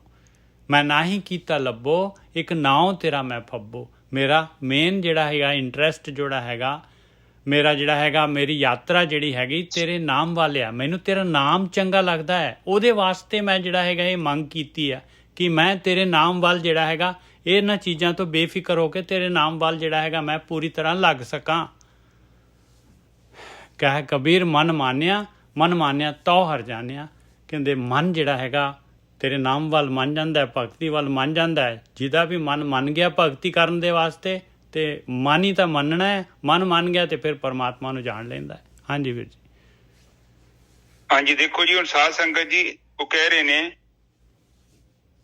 ਮੈਂ ਨਾ ਕੀਤਾ ਲੱਭੋ। ਕਹਿੰਦੇ ਮੈਂ ਕੋਈ ਲਾਲਚ ਨਹੀਂ ਕੀਤਾ। ਬਾਣੀ 'ਚ ਲਿਖ ਕੇ ਗਏ ਸਾਡੇ ਲਈ, ਤੇ ਸਾਡਾ ਸਾਰਾ ਭੜੋਲਾ ਭਰਿਆ ਹੁੰਦਾ ਦਾਣਿਆਂ ਦੇ ਨਾਲ, ਤੇ ਫਿਰ ਵੀ ਅਸੀਂ ਭੱਜੇ ਫਿਰਦੇ।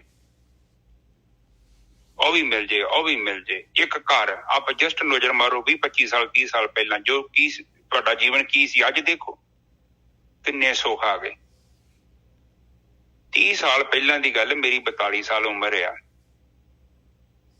ਆ ਜਿਹੜੇ ਘਰ 'ਚ ਆਪਾਂ ਰਹਿ ਰਹੇ ਹਾਂ ਨਾ, ਮੈਂ ਹੁਣ ਇਹ ਉਸ ਟਾਈਮ ਤੇ ਸਾਡੇ ਨਾ ਜ਼ਿੰਦਗੀ ਦਾ ਸੁਪਨਾ ਸੀ। ਸੁਪਨਾ ਵੀ ਨਹੀਂ ਹੈਗਾ ਸੀ, ਸੁਪਨਾ ਵੀ ਨਹੀਂ ਇੰਨਾ ਦੂਰ ਨਹੀਂ ਆਏ ਹਾਂ ਨਿੱਜਰ ਸਾਹਿਬ। ਹਾਂਜੀ ਹਾਂਜੀ। ਜੋ ਟੈਕਨੋਲੋਜੀ ਆ ਗਈ, ਜੋ ਸੁੱਖ ਆ ਗਿਆ, ਬੱਸਾਂ ਤੇ ਚੜ੍ਹਦੇ ਫਿਰਦੇ ਹੁੰਦੇ ਆ, ਮੋਟਰਸਾਈਕਲ ਮਿਲ ਗਿਆ ਪਿੰਡ 'ਚ, ਬੜੀ ਵੱਡੀ ਗੱਲ ਹੈ। ਜੇ ਕਾਰ ਪਿੰਡ 'ਚ ਆ ਗਈ ਤਾਂ ਸਾਰਾ ਪਿੰਡ ਪਿੱਛੇ ਪੈ ਜਾਂਦਾ ਹੁੰਦਾ ਹੈ। ਸਾਡੇ ਪਿੰਡ ਰੰਗੀਨ ਟੀਵੀ ਆਇਆ, ਉਹ ਮੁੰਡਾ ਸਿੰਗਾਪੁਰ ਤੋਂ ਆਇਆ ਸੀ, ਪਰਮਜੀਤ, ਤੇ ਉਹ ਰੰਗੀਨ ਟੀਵੀ ਨੂੰ ਵੇਖਣ ਵਾਸਤੇ 100 ਬੰਦਾ 70 ਬੰਦੇ ਸ਼ਾਮੀ ਉਹਨਾਂ ਦੇ ਘਰ ਜਾਂਦੇ ਸੀ। ਉੱਚਾਦਰ ਬਾਬੇ ਨਾਨਕ ਦੀ ਫਿਲਮ ਲਾਉਂਦਾ ਹੁੰਦਾ ਸੀ ਉਹ। ਆਪ ਜਸਟ ਸੋਚੋ ਅੱਜ ਕਿੰਨੇ ਸੁੱਖ ਆ। ਇੱਕ ਘਰ 'ਚ ਟੀਵੀ, ਇੱਕ ਨਹੀਂ 3-3 4-4 ਟੀਵੀ ਨੇ, ਇੱਕ ਟੀਵੀ ਨਹੀਂ, ਹਰ ਇੱਕ ਕਮਰੇ 'ਚ ਟੀਵੀ ਲੱਗਾ। ਕਿੰਨੇ ਸੁੱਖ ਵੱਧ ਗਏ। ਉਹ ਜਿਹੜੀਆਂ ਕਾਰਾਂ ਮਾੜੀਆਂ ਜੀਆਂ ਕਾਰਾਂ ਸੀ ਨਾ ਜਿਹੜੀਆਂ ਲੋਕੀ ਲਈ ਫਿਰਦੇ ਸੀ, ਤੇ ਬੜੀ ਵੱਡੀ ਗੱਲ ਸੀ ਕਿ ਉਹ ਯਾਰ ਸੁਪਨਾ ਸੀ ਸਾਡੇ ਲਈ। ਅੱਜ ਉਹੋ ਜਿਹੀਆਂ ਕਾਰਾਂ ਬਾਜ਼ਾਰ 'ਚ ਘੁੰਮਦੀਆਂ ਹੁਣ ਤੇ ਅਸੀਂ ਵੇਖਣ ਨੂੰ ਦਿਲ ਨਹੀਂ ਕਰਦਾ। ਇਹ ਕਾਰ ਕੁਛ ਵੀ ਨਹੀਂ, ਇਹ ਜਿਹੜੀਆਂ ਵਧੀਆ ਕਾਰਾਂ ਆ ਗਈਆਂ, ਇੰਨੀਆਂ ਲਗਜ਼ਰੀ ਆ ਗਈਆਂ। ਸਹੀ ਹੈ ਨੱਜਰ ਸਾਹਿਬ? ਬਿਲਕੁਲ ਠੀਕ ਹੈ ਜੀ। ਕਿੰਨੇ ਸੁੱਖ ਵੱਧ ਗਏ। ਉਦੋਂ ਰਜਾਈ ਤਲਾਈ ਦੀ, ਹੁਣ ਤੇ ਗੱਦੇ ਮਿਲ ਗਏ, ਫਿਰ ਵੀ ਬੰਦਾ ਖੁਸ਼ ਨਹੀਂ ਆ। ਨੀਂਦ ਵਿਚਾਰੇ ਨੂੰ ਫਿਰ ਨਹੀਂ ਆਉਂਦੀ, ਉਹ ਠੱਗੀਆਂ ਤੇ ਮਾਰੀ ਜਾਂਦਾ, ਨੀਂਦ ਕਿੱਥੋਂ ਆਵੇ। ਅੱਛਾ, ਇਹ ਕਹਿੰਦੇ ਨੇ ਕਿ ਕਹਿ ਕਬੀਰ ਮਨ ਮਾਨਿਆ, ਇੱਕ ਇਹ ਨਾਉ ਤੇਰਾ ਫੱਬੋ, ਕਿ ਤੇਰਾ ਨਾਂ ਦੀ ਮੈਨੂੰ ਪਿਆਸ ਜਿਹੜੀ ਹੈ ਨਾ ਉਹ ਲਵੇ, ਤੇ ਮੈਂ ਹਮੇਸ਼ਾ ਤੇਰੇ ਨਾਲ ਹੀ ਪਿਆਰ ਕਰਨਾ ਚਾਹੁੰਦਾ, ਤੇਰੇ ਨਾਮ ਦੇ ਨਾਲ ਪਿਆਰ ਕਰਨਾ ਚਾਹੁੰਦਾ। ਕਹਿਣ ਤੋਂ ਭਾਵ ਕਿ ਮੇਰਾ ਜਿਹੜਾ ਜੀਵਨ ਦਾ ਮਕਸਦ ਆ ਉਹ ਕੇਵਲ ਤੇਰੀ ਬੰਦਗੀ ਕਰਨਾ ਹੈ। ਮੈਂ ਸੰਸਾਰਿਕ ਪਦਾਰਥਾਂ ਨੂੰ ਲੋੜ ਤੋਂ ਜ਼ਿਆਦਾ ਇਕੱਠਾ ਨਹੀਂ ਮੈਂ ਕਰਨਾ ਚਾਹੁੰਦਾ। ਕਹਿਣ ਤੋਂ ਭਾਵ ਉਹਨਾਂ ਦਾ ਇਹੋ ਹੀ ਹੈ, ਇਹ ਸੰਸਾਰ ਜਿਹੜਾ ਹੈ ਇਹ ਮਾਇਆ ਹੈ, ਇਹ ਬੰਦੇ ਨੂੰ ਉਲਝਾ ਲੈਂਦੀ ਹੈ। ਹੁਣ ਦੇਖੋ, ਕਹਿੰਦੇ ਕਹਿ ਕਬੀਰ ਮਨ ਮਾਨਿਆ ਤੋਂ ਹਰ ਜਾਣਿਆ। ਸ਼ੁਰੂ ਚ ਜਦੋਂ ਤੁਸੀਂ ਸੰਗਤ ਕੀਤੀ ਤੇ ਤੁਹਾਨੂੰ ਪਤਾ ਲੱਗੇਗਾ ਬੰਦਗੀ ਕਰਨੀ ਹੈ। ਖੁਦਾਂ ਤੇ ਪਤਾ ਨਹੀਂ ਬੰਦਗੀ ਕੀ ਕਰਨੀ। ਲੋਕੀ ਤੇ ਸੋਚਦੇ ਕਿ ਗੁਰਦੁਆਰੇ ਮੱਥਾ ਟੇਕਿਆ, ਘਰ ਆ ਕੇ ਬੰਦਗੀ ਹੋ ਗਈ, ਬਹੁਤ ਸੇਵਾ ਕਰ ਲਈ, ਪ੍ਰਸ਼ਾਦ ਚੜਾਤਾ, ਜਾਂ ਉੱਥੇ ਜਾ ਕੇ ਕੀਰਤਨ ਸੁਣ ਲਿਆ, ਜਾਂ ਉੱਥੇ ਸੇਵਾ ਕਰ ਲਈ, ਜਾਂ ਉੱਥੇ ਲੰਗਰ ਵਰਤਾਤਾ। ਗਲਤ ਨਹੀਂ ਹੈ ਉਹ ਚੀਜ਼ਾਂ, ਪਰ ਉਹ ਬੰਦਗੀ ਨਹੀਂ ਹੈਗੀ। ਬੰਦਗੀ ਤੇ ਭਗਤੀ ਆ, ਉਹ ਤੇ ਇੱਕ ਜਿੱਦਾਂ ਜੀਵਨ ਦਾ ਜਿਹੜਾ ਨਿਚੋੜ ਆ। ਉਹ ਇੱਕ ਮੈਂ ਕਥਾ ਪੜ੍ਹ ਰਿਹਾ ਸਾਂ ਤੇ ਇੱਕ ਬੱਚਾ ਚੱਲ ਗਿਆ ਸੰਤਾਂ ਕੋਲ ਤੇ ਕਹਿੰਦਾ ਕਿ ਮੈਂ ਤੁਹਾਡੇ ਕੋਲ ਪੁੱਛਣਾ ਆ ਕੁਛ। ਕਹਿੰਦੇ ਕੀ ਚਾਹੀਦਾ? ਕਹਿੰਦੇ ਮੈਂ ਆਤਮਾ ਤੱਤ ਨੂੰ ਜਾਣਨਾ ਚਾਹੁੰਦਾ। ਉਹ ਸੰਤ ਕਹਿੰਦੇ ਕਿ ਬਈ ਏਦਾਂ ਕਰ ਕਿ ਤੂੰ ਮਹਿਲ ਮਾੜੀਆਂ ਲੈ ਲਾ, ਜ਼ਮੀਨਾਂ ਲੈ ਲਾ। ਉਹ ਕਹਿੰਦਾ ਨਹੀਂ ਜੀ, ਮੈਂ ਤੁਹਾਡੇ ਕੋਲ ਆਤਮਾ ਤੱਤ ਲੈਣ ਵਾਸਤੇ ਆਇਆ, ਤੁਸੀਂ ਮੈਨੂੰ ਇਹ ਕੀ ਦੇ ਰਹੇ ਜੋ? ਉਹ ਕਹਿੰਦਾ ਦੱਸ, ਕੋਈ ਖੂਬਸੂਰਤ ਔਰਤਾਂ ਚਾਹੀਦੀਆਂ, ਤੈਨੂੰ ਉਹ ਦੇ ਦਿੰਦੇ, ਜਾਂ ਤੈਨੂੰ ਧਰਤੀ ਦਾ ਰਾਜ ਦੇ ਦਿੰਦੇ। ਕਹਿੰਦੇ ਕਿ ਆਤਮਾ ਤੱਤ ਜਿਹੜਾ ਹੈ ਨਾ ਉਹ ਤੇ ਬੜਾ ਸੀਰੀਅਸ ਬੰਦਾ ਚਾਹੀਦਾ ਹੈ, ਕਿਉਂਕਿ ਪਾਤਰਤਾ ਚਾਹੀਦੀ ਉਹਨੂੰ ਲੈਣ ਵਾਸਤੇ। ਅਜੇ ਤੇਰੀ ਉਮਰ ਤੇ ਬਹੁਤ ਥੋੜੀ ਹੈ। ਕਿਉਂਕਿ ਆਤਮਾ ਜਿਹੜੀ ਸਾਧ ਸੰਗਤ ਜੀ, ਵੈਸੇ ਵੀ ਤੁਹਾਨੂੰ ਮੈਂ ਦੱਸ ਦਿੰਦਾ, ਜਿਹੜੀ ਵਿਦਿਆ ਤੁਹਾਨੂੰ ਮਿਲ ਰਹੀ ਹੈ ਨਾ, ਸਭ ਤੋਂ ਉੱਚ ਗਿਆਨ ਹੈ ਆਤਮਾ ਦਾ ਗਿਆਨ। ਉਹ ਕਹਿੰਦੇ ਆ ਕਿ ਹੋਰ ਪਦਾਰਥ ਲੈ ਲਾ, ਧਰਤੀ ਦਾ ਰਾਜ ਲੈ ਲਾ, ਇਹ ਧਰਤੀ ਛੱਡ ਕੋਈ ਹੋਰ ਧਰਤੀ ਦਾ ਰਾਜ ਲੈ ਲਾ, ਕਿ ਤੂੰ ਇਹ ਗੂੜ ਗਿਆਨ ਆ ਆਤਮਾ ਦਾ ਗਿਆਨ। ਕਿਉਂਕਿ ਆਤਮਾ ਗਿਆਨ ਐਵੇਂ ਨਹੀਂ ਤੁਰਦੇ ਫਿਰਦੇ ਨੂੰ ਦੇ ਦੇਈਦਾ।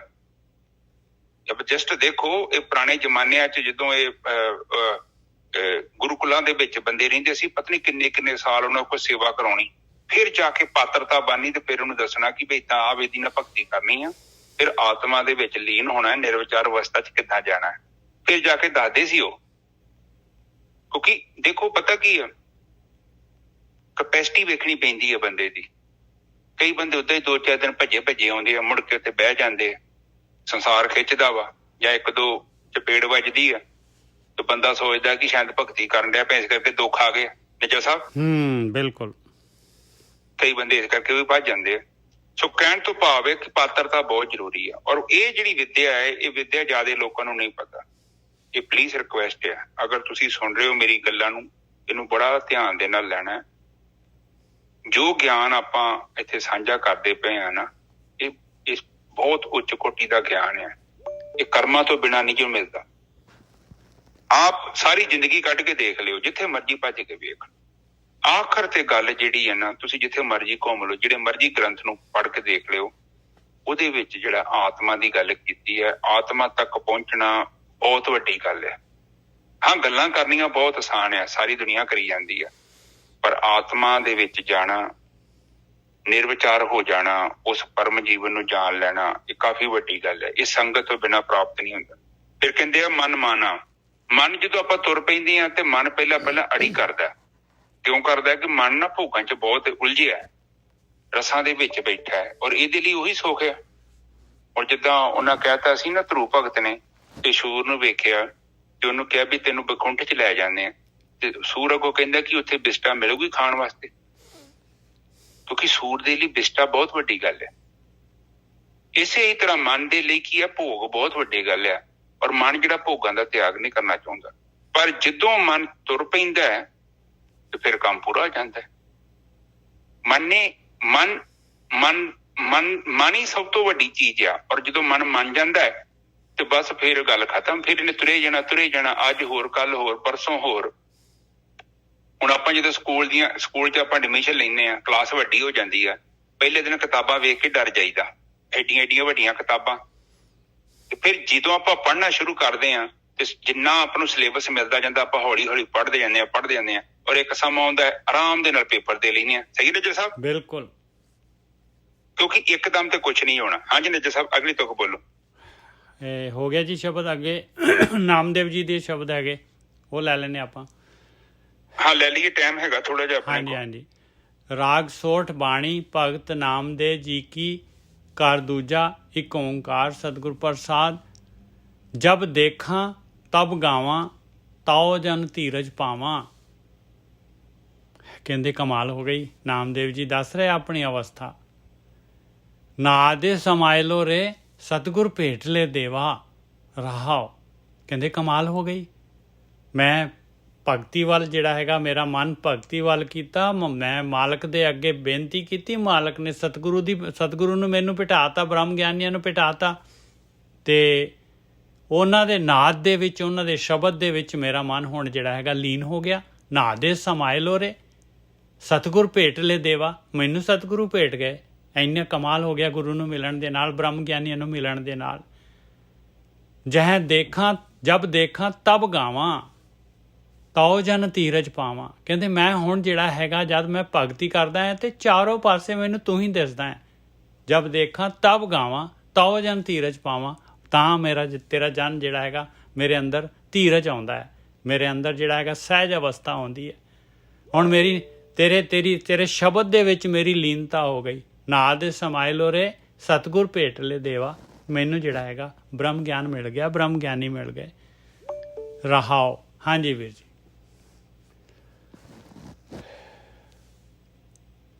ਅੱਛਾ, ਜਬ ਦੇਖਾਂ ਤਬ ਗਾਵਾਂ ਤਾਓ ਜਨ ਧੀਰਜ ਪਾਵਾਂ। ਮਤਲਬ ਹੁਣ ਜਿਹੜਾ ਹੈਗਾ ਮੈਂ ਜਦ ਭਗਤੀ ਕਰਦਾ ਹਾਂ, ਗਾਵਾਂ ਦਾ ਮਤਲਬ ਹੈ ਭਗਤੀ ਕਰਦਾ ਹਾਂ, ਤੇ ਮੈਨੂੰ ਚਾਰੋਂ ਪਾਸੇ ਤੂੰ ਦਿਸਦਾ ਹੈ ਭਗਤੀ ਦੀ ਬਰਕਤ ਦੇ ਨਾਲ।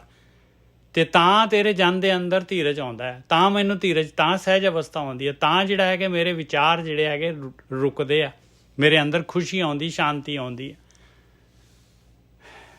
ਹਾਂਜੀ ਬਿਲਕੁਲ ਠੀਕ ਹੈ ਜੀ। ਕਹਿੰਦੇ ਜਬ ਦੇਖਾਂ ਤਬ ਗਾਵਾਂ। ਕਹਿੰਦੇ ਮੈਂ ਜਦੋਂ ਤੈਨੂੰ ਦੇਖਦਾ ਤੇ ਮੈਂ ਤੈਨੂੰ ਗਾਉਂਦਾ ਵਾਂ। ਗਾਉਣ ਦਾ ਮਤਲਬ ਇੱਥੇ ਭਗਤੀ ਹੈ।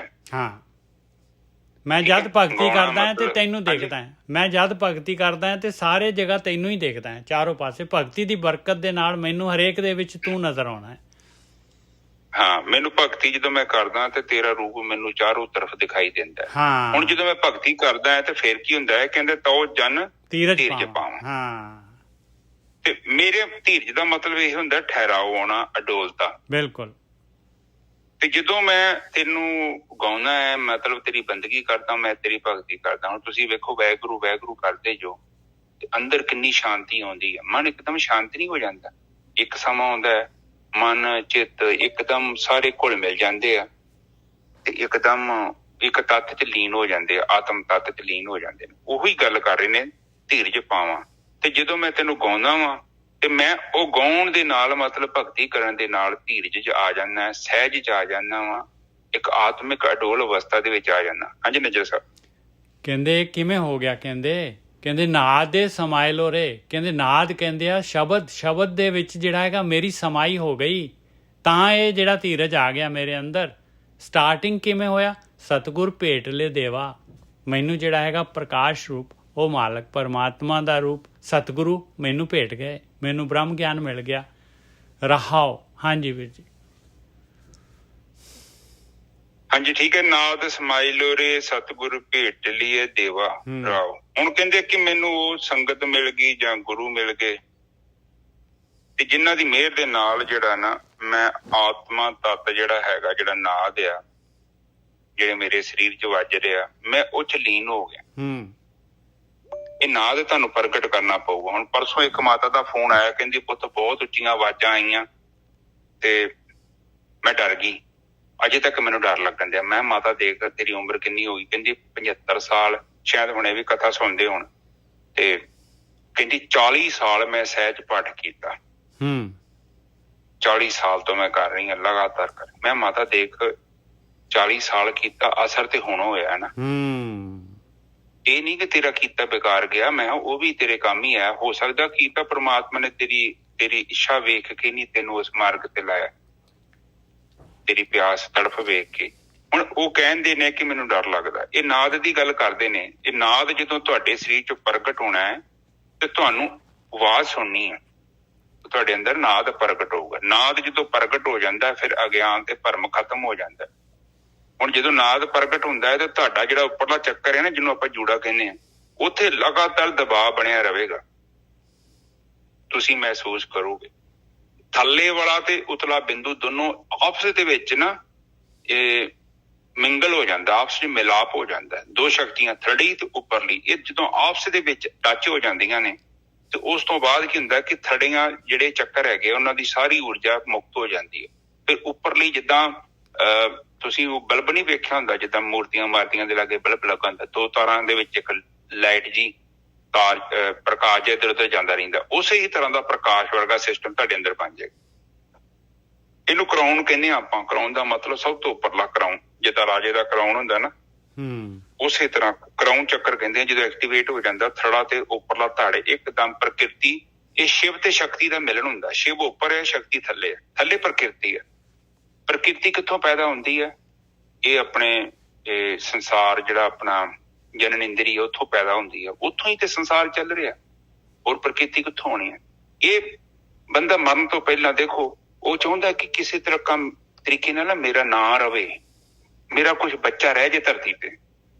ਆਪ ਜਸਟ ਦੇਖੋ, ਤੁਸੀਂ ਨਹੀਂ, ਛੋਟੇ ਛੋਟੇ ਕੀੜੇ ਮਕੌੜੇ ਚਿੜੀਆਂ ਜਾਨਵਰ ਸਾਰੇ ਇਸੇ ਚੱਕਰ 'ਚ ਬੈਠੇ ਨੇ, ਕਿਉਂਕਿ ਪ੍ਰਕਿਰਤੀ ਦੀ ਕਮਾਂਡ ਆ ਕਿ ਸਭ ਤੋਂ ਪਹਿਲਾਂ ਜਾ ਕੇ ਤੂੰ ਬੱਚਾ ਪੈਦਾ ਕਰਨਾ ਹੈ। ਸਹੀ ਹੈ ਨਾ ਜੀ ਸਾਹਿਬ? ਇਸ ਲਈ ਹਰ ਕੋਈ ਬੰਦਾ ਕੋਸ਼ਿਸ਼ ਕਰਦਾ ਹੈ, ਔਰ ਜਦੋਂ ਕਿਸੇ ਦੇ ਘਰ ਬੱਚਾ ਨਹੀਂ ਹੁੰਦਾ ਉਹ ਬੰਦੇ ਨੂੰ ਬਹੁਤ ਅਫਸੋਸ ਰਹਿੰਦਾ ਜੀ। ਇਹ ਨੋਟਿਸ ਕਰਿਓ ਕਦੇ। ਸਹੀ ਨਹੀਂ ਜੀ ਸਾਹਿਬ? ਬਿਲਕੁਲ। ਕਿਉਂਕਿ ਉਹ ਅੰਦਰੋਂ ਆਵਾਜ਼ ਆਉਂਦੀ ਹੈ ਨਾ ਕਿ ਬੱਚਾ ਹੋਵੇ। ਹੁਣ ਬੱਚਾ ਪਰਮਾਤਮਾ ਨੂੰ ਕਈ ਵਾਰੀ ਨਹੀਂ ਹੁੰਦਾ, ਕਰਮਾਂ 'ਚ ਨਹੀਂ ਹੁੰਦਾ। ਪਰ ਮੈਂ ਜਸਟ ਗੱਲ ਕਰਦਾ ਕਿ ਇਹ ਦੇਖੋ ਕਿ ਉਹਨੂੰ ਬਹੁਤ ਟੈਨਸ਼ਨ ਹੋਣੀ ਹੈ ਕਿ ਹਾਂ ਮੈਨੂੰ ਬੱਚਾ ਕਿਉਂ ਨਹੀਂ ਆਇਆ, ਮੈਨੂੰ ਬੱਚਾ ਕਿਉਂ ਨਹੀਂ ਆਇਆ। ਪਰ ਉਹ ਦੇਖੋ ਉਹਦੇ ਕੁਦਰਤੀ ਵਿਧਾਨ ਤੇ ਹੁਣ ਕਿਉਂ ਨਹੀਂ ਹੋਇਆ, ਉਹਦੇ ਪਿੱਛੇ ਪਰਮਾਤਮਾ ਜਾਣਦਾ। ਵੈਸੇ ਵੀ ਦੁਨੀਆ ਤੇ ਥੋੜੇ ਬੱਚੇ ਨਹੀਂ ਹੈ, ਕਿਸੇ ਨੂੰ ਗੋਦੀ ਲੈ ਸਕਦੇ ਆਪਾਂ, ਕੋਈ ਪ੍ਰੋਬਲਮ ਵਾਲੀ ਗੱਲ ਨਹੀਂ ਹੈ। ਪਰ ਉਹਨੂੰ ਬਹੁਤ ਅਫਸੋਸ ਹੁੰਦਾ ਕਿਉਂਕਿ ਇਹ ਪ੍ਰਕਿਰਤੀ ਦੀ ਸਭ ਤੋਂ ਵੱਡੀ ਜਿਹੜੀ ਡਿਮਾਂਡ ਹੈ। ਪ੍ਰਕਿਰਤੀ ਚਾਹੁੰਦੀ ਹੈ ਕਿ ਤੂੰ ਸੰਸਾਰ ਤੋਂ ਚਲਾ ਤੇ ਜਾਣਾ ਹੀ ਆ, ਪਰ ਜਾਣ ਤੋਂ ਪਹਿਲਾਂ ਹੋਰ ਬੱਚੇ ਪੈਦਾ ਕਰ ਜਾ, ਕੁਛ ਕਰ ਜਾ ਇੱਥੇ ਸੰਸਾਰ ਤੇ। ਇਹਦੇ ਨਾਲ ਹੀ ਪ੍ਰਕਿਰਤੀ ਵੱਧਦੀ। ਹੁਣ ਕਹਿੰਦੇ ਨੇ ਕਿ ਉਹ ਨਾਦ ਜਿਹੜਾ ਹੈ, ਨਾਦ ਨੂੰ ਜਿਹੜਾ ਪ੍ਰਗਟ ਕਰਨਾ ਹੈ ਉਹੀ ਮੇਨ ਹੈ। ਜਦੋਂ ਨਾਦ ਪ੍ਰਗਟ ਹੋ ਗਿਆ ਬਾਕੀ ਸਾਰੇ ਕੰਮ ਆਪਣੇ ਆਪ ਹੀ ਹੋ ਜਾਣਗੇ। ਉਸਨੇ ਕੀ ਕਰਨਾ ਹੈ, ਜਦੋਂ ਨਾਦ ਪ੍ਰਗਟ ਹੋਇਆ ਤੇ ਤੁਹਾਨੂੰ ਸਮਾਧੀ ਉਦੋਂ ਹੀ ਮਿਲਣੀ। ਉਦਾਂ ਸਮਾਧੀ ਨਹੀਂ ਮਿਲਦੀ। ਨਿਰਵਿਚਾਰ ਸਮਾਧੀ ਉਦੋਂ ਹੀ ਤੁਹਾਨੂੰ ਮਿਲੇਗੀ ਜਦੋਂ ਤੁਹਾਡੇ ਅੰਦਰ ਪ੍ਰਾਣ ਊਰਜਾ ਪ੍ਰਗਟ ਹੋ ਗਈ। ਹੁਣ ਕਈਆਂ ਦੇ ਸਰੀਰ ਉਮਰ ਜ਼ਿਆਦਾ ਹੈ, ਉਹਨਾਂ ਨੂੰ ਪਤਾ ਨਹੀਂ ਲੱਗਦਾ, ਪਰ ਜੇਕਰ ਤੁਸੀਂ ਨਿਰਵਿਚਾਰ ਹੋ ਰਹੇ ਜੋ, ਇਹਦਾ ਮਤਲਬ ਕਿ ਪ੍ਰਾਣ ਊਰਜਾ ਪ੍ਰਗਟ ਹੋਈ ਪਈ। ਬੇਸ਼ੱਕ ਤੁਸੀਂ ਉਹਨੂੰ ਨਹੀਂ ਅਨੁਭਵ ਕਰਦੇ, ਕਿਉਂਕਿ ਪ੍ਰਾਣ ਊਰਜਾ ਤੋਂ ਬਿਨਾਂ ਬੰਦਾ ਨਿਰਵਿਚਾਰ ਨਹੀਂ ਹੋ ਸਕਦਾ। ਜੇ ਹਾਂਜੀ ਨੇਜਾ ਸਾਹਿਬ ਅਗਲੀ ਤੁਕ ਬੋਲੋ। ਜਹ ਚਿਲਮਿਲ ਕਾਰ ਦਿਸੰਤਾ ਤੈਂ ਅਨਹਦ ਸ਼ਬਦ ਵਜੰਤਾ। ਕਹਿੰਦੇ ਪਹਿਲਾਂ ਜਿਹੜਾ ਹੈਗਾ ਜਿਸ ਜਗ੍ਹਾ ਦੇ ਉੱਤੇ ਮੇਰੇ ਮਨ ਦੇ ਵਿੱਚ ਇਸ ਤਰ੍ਹਾਂ ਜਿਹੜੇ ਹੈਗੇ ਝਿਲਮਿਲ ਜਿਹੜੇ ਹੈਗੇ, ਇੱਕ ਵਿਚਾਰ ਆਉਂਦਾ ਸੀਗਾ ਦੂਜਾ ਜਾਂਦਾ ਸੀ, ਇੱਕ ਆਉਂਦਾ ਸੀਗਾ ਦੂਜਾ ਜਾਂਦਾ ਸੀ। ਇਸ ਤਰ੍ਹਾਂ ਜਿਹੜੇ ਵਿਚਾਰਾਂ ਦੀ ਜਿਹੜੀ ਹੈਗੀ ਲਾਈਨ ਲੱਗੀ ਰਹਿੰਦੀ ਸੀਗੀ। ਤੇ ਉਸ ਜਗ੍ਹਾ ਤੇ ਹੁਣ ਕੀ ਹੋ ਰਿਹਾ? ਤੈਂ ਅਨਹਦ ਸ਼ਬਦ ਵਜੰਤਾ। ਕਹਿੰਦੇ ਉਹਦੇ ਤਾਂ ਅਨਹਦ ਸ਼ਬਦ ਆਪਣੇ ਆਪ ਹੀ ਜਿਹੜਾ ਹੈਗਾ, ਜਿਹੜਾ ਸ੍ਰਿਸ਼ਟੀ 'ਚ ਸ਼ਬਦ ਵੱਜ ਰਿਹਾ ਮੇਰੇ ਅੰਦਰ ਜਿਹੜਾ ਹੈਗਾ ਉਹ ਵੱਜਣ ਲੱਗ ਗਿਆ। ਕਹਿੰਦੇ ਉਸ ਜਗ੍ਹਾ ਤੇ ਹੁਣ ਮੇਰਾ ਮਨ ਜਿਹੜਾ ਹੈਗਾ ਉਹ ਵਿਚਾਰ ਬੰਦ ਹੋ ਗਏ, ਮੇਰਾ ਮਨ ਉਹਦੇ ਨਾਲ ਜੁੜ ਗਿਆ। ਹਾਂਜੀ ਵੀਰ ਜੀ। ਹਾਂਜੀ ਠੀਕ ਹੈ ਜੀ। ਕਹਿੰਦੇ ਪਹਿਲਾਂ ਜਿਹੜਾ ਮਨ ਇੱਧਰ ਫੁਰਨੀਆਂ ਦੇ ਵਿੱਚ ਉੱਡਾ ਫਿਰਦਿਆ ਸੀ, ਤੇ ਹੁਣ ਕੀ ਹੋ ਗਿਆ ਕਿ ਮਨ ਸ਼ਾਂਤ ਹੋ ਗਿਆ। ਸ਼ਾਂਤ ਹੋਣ ਦੇ ਨਾਲ ਕੀ ਹੋ ਗਿਆ ਕਿ ਅਨਹਦ ਸ਼ਬਦ ਜਿਹੜੇ ਆ ਉਹ ਮੇਰੇ ਅੰਦਰ ਵੱਜਣ ਲੱਗ ਪਏ।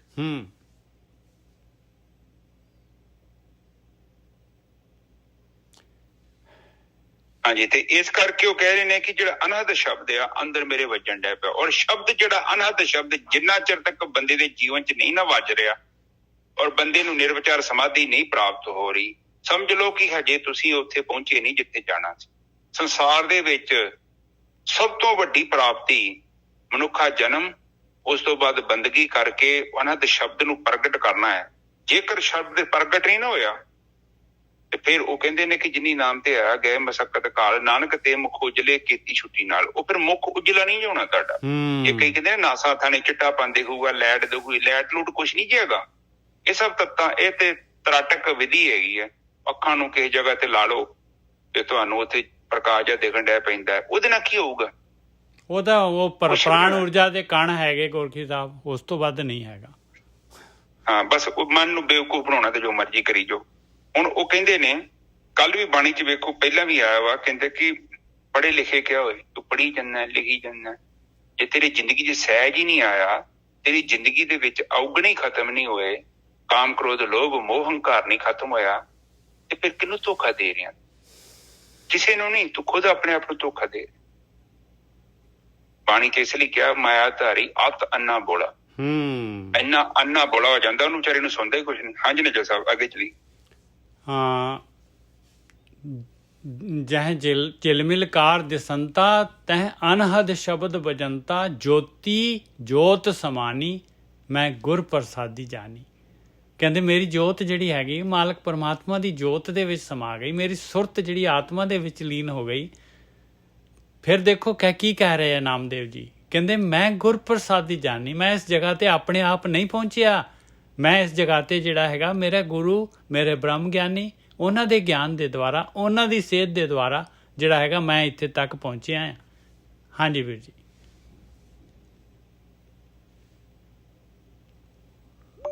ਹਾਂਜੀ ਨਿਜਰ ਸਾਹਿਬ, ਫਿਰ ਤੋਂ ਬੋਲਿਓ ਦੁਬਾਰਾ। ਜੋਤੀ ਜੋਤ ਸਮਾਨੀ, ਕਹਿੰਦੇ ਜੋਤੀ ਦੇ ਵਿੱਚ, ਪਰਮਾਤਮਾ ਦੀ ਜੋਤ ਦੇ ਵਿੱਚ ਮੇਰੀ ਜਿਹੜੀ ਹੈਗੀ ਆਤਮਾ ਲੀਨ ਹੋ ਗਈ।